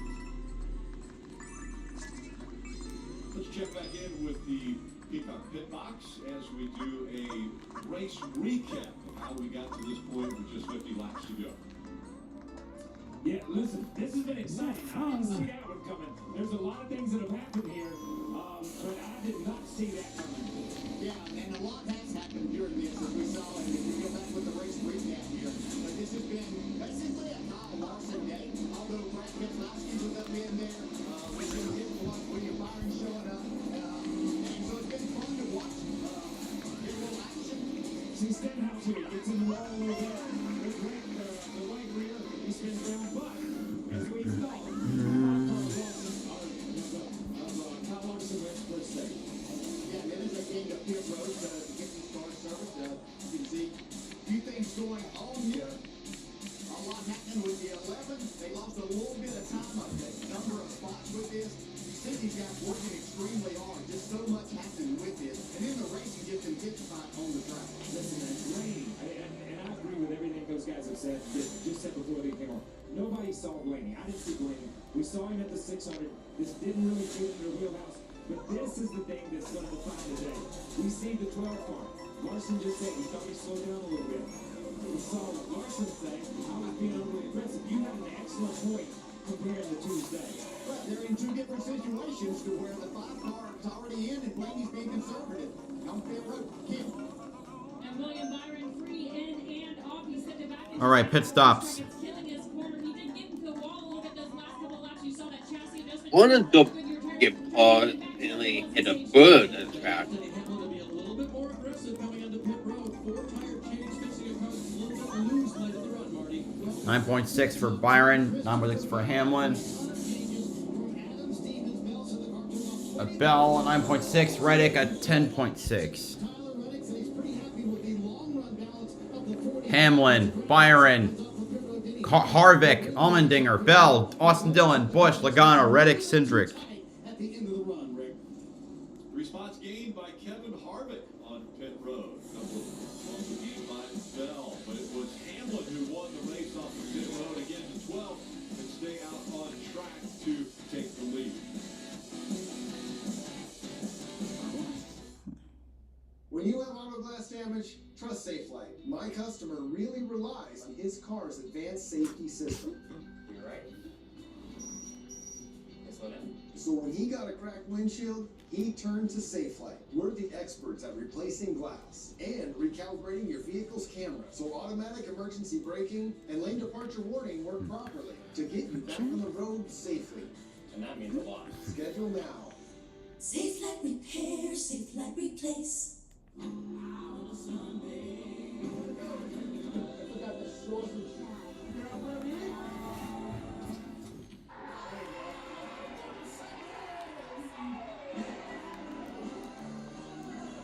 When it comes to the wrong mattress, you snooze, you lose. At Ashley, we've got you covered with top mattress brands at winning prices. And you can snooze now and pay later with 0% interest for 60 months. Make every snooze count. Shop in store or online today.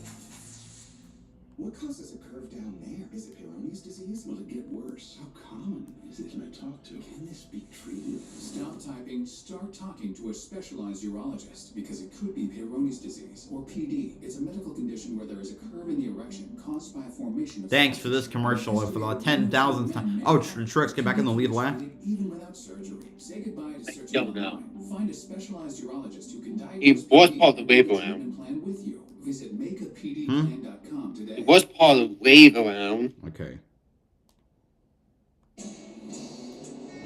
Martinsville. Isn't it charming? But don't be fooled. This half-mile Ryan Blaney cycles out to the lead. of their championship dreams. It's a must-win situation. Time is now, boys. Tick tock. The NASCAR playoffs continue at Martinsville on NBC. And what will you do to make it to the championship four? Again, next week, it's Martinsville, and the field gets cut in half from 8 playoff drivers down to the championship four. And of those 4 drivers, whichever one finishes ahead of the other at Phoenix is the champion. We look at the playoff standings with Blaney as the race leader. You see him under Larson, who has a win already from a week ago. Byron and Hamlin above the cut line, Bell, Truex below the cut line, right around that 16 to 18 point mark. And then Reddick back there 28, Busher really in a must-win situation, 59 points out. Christopher Bell's going to restart 6th. Truex, after that reset, Steve explained that he's going to probably start somewhere around 20th. Reddick, saw him come off pit road, almost got a wreck, lost several spots on pit road. So every point matters, and several guys are having challenges. And Truex is 20th. To your point, Jeff, he's 20th in the running order, but on the racetrack, because it's a wave-around car. I mean, you see him, you're on board, Truex. You don't see cars in front of you because you're getting ready to see the entire field or some of the field. There's a few other wave-around cars. My point is, he won't be the 20th car in line on the racetrack. He'll actually have lap-down cars in front of him, making the challenge more difficult. How about Kevin Harvick? I know he said his name a lot at the start because the race of the... And Allmendinger as well, and he finished top 5 last time as well. These final restarts intensify. Watch the pushers in row 2. Who could be the best pusher to try to help the car in front of him get down into turn 1 and maybe either get clear and try to take the line away from, if Eddie can get a great push from this 4 car, he could drive down into 1 clear and take the line away from the 12, vice versa. All right, here we go. Gonna be 46 laps to go. Only 47, now 46 when you get to the line. Laps remaining to determine if someone locked themselves into the championship 4. Someone tried to move out. I know it was Allmendinger. Hamlin in the lead. He's surged by Blaney. And here comes Christopher Bell, the 3rd. Where did he come from? Oh, we got a wreck. 2 cars. Yaley and Nemechek and Chastain.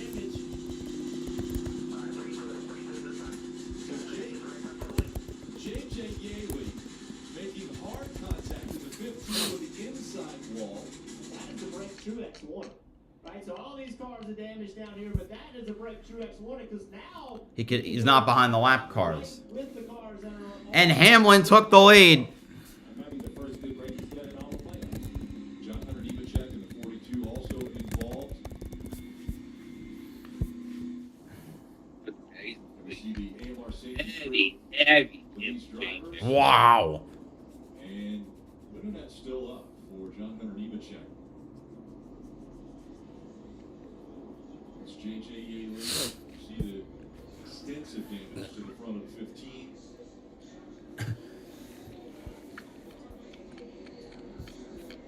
Yeah, remember I said this was been a clean race? About that. Alright, this is gonna be another thanks Ross moment. Like,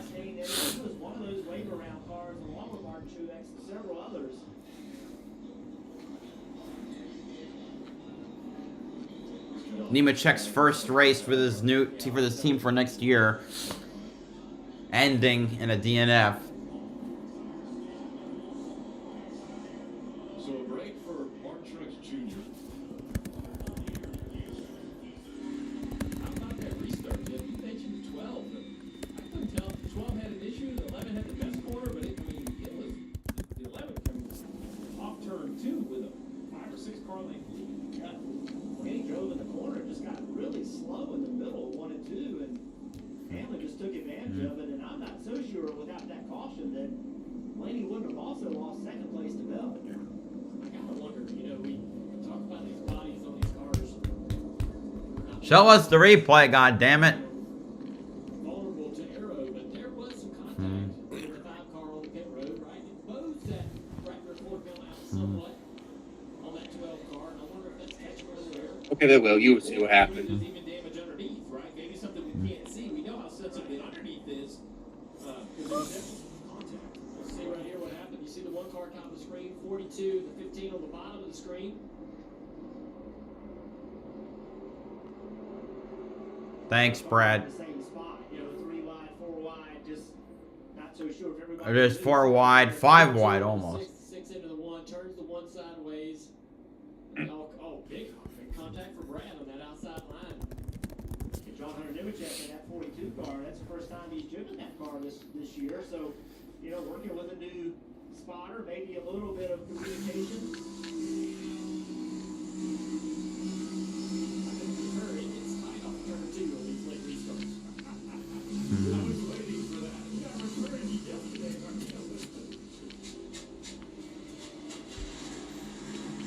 his hands all the way off the wheel. That's to keep from the wheel jamming his wrist. And when all this started to happen, a little bit of contact, The 9 and the 19 had a little slight contact with the right front. Marty? Yeah, Brad Keselowski and Martin Truex Jr. coming down pit road. Keselowski had actually pitted the last time, and so that's why they were so far back on the track, and that's why they also got into that wreck. So they're going to pull the right front fender and left front fender here for Keselowski. Steve, how about this? How nice. Bob Podmas did a tribute post to 20 minutes who died 20 years ago today. Yeah, and the say you just took off has probably so fewer laps that they could probably put that back on if they need, but I love it. You got to keep swinging. Points are still available.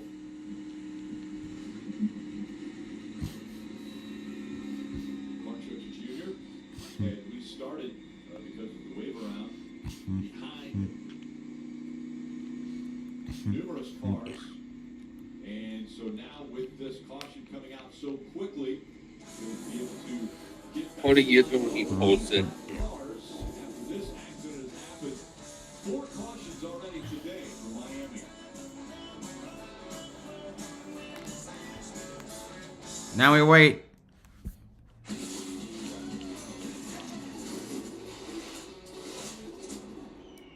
And that's why I never drive those guys. Party's over, big guy.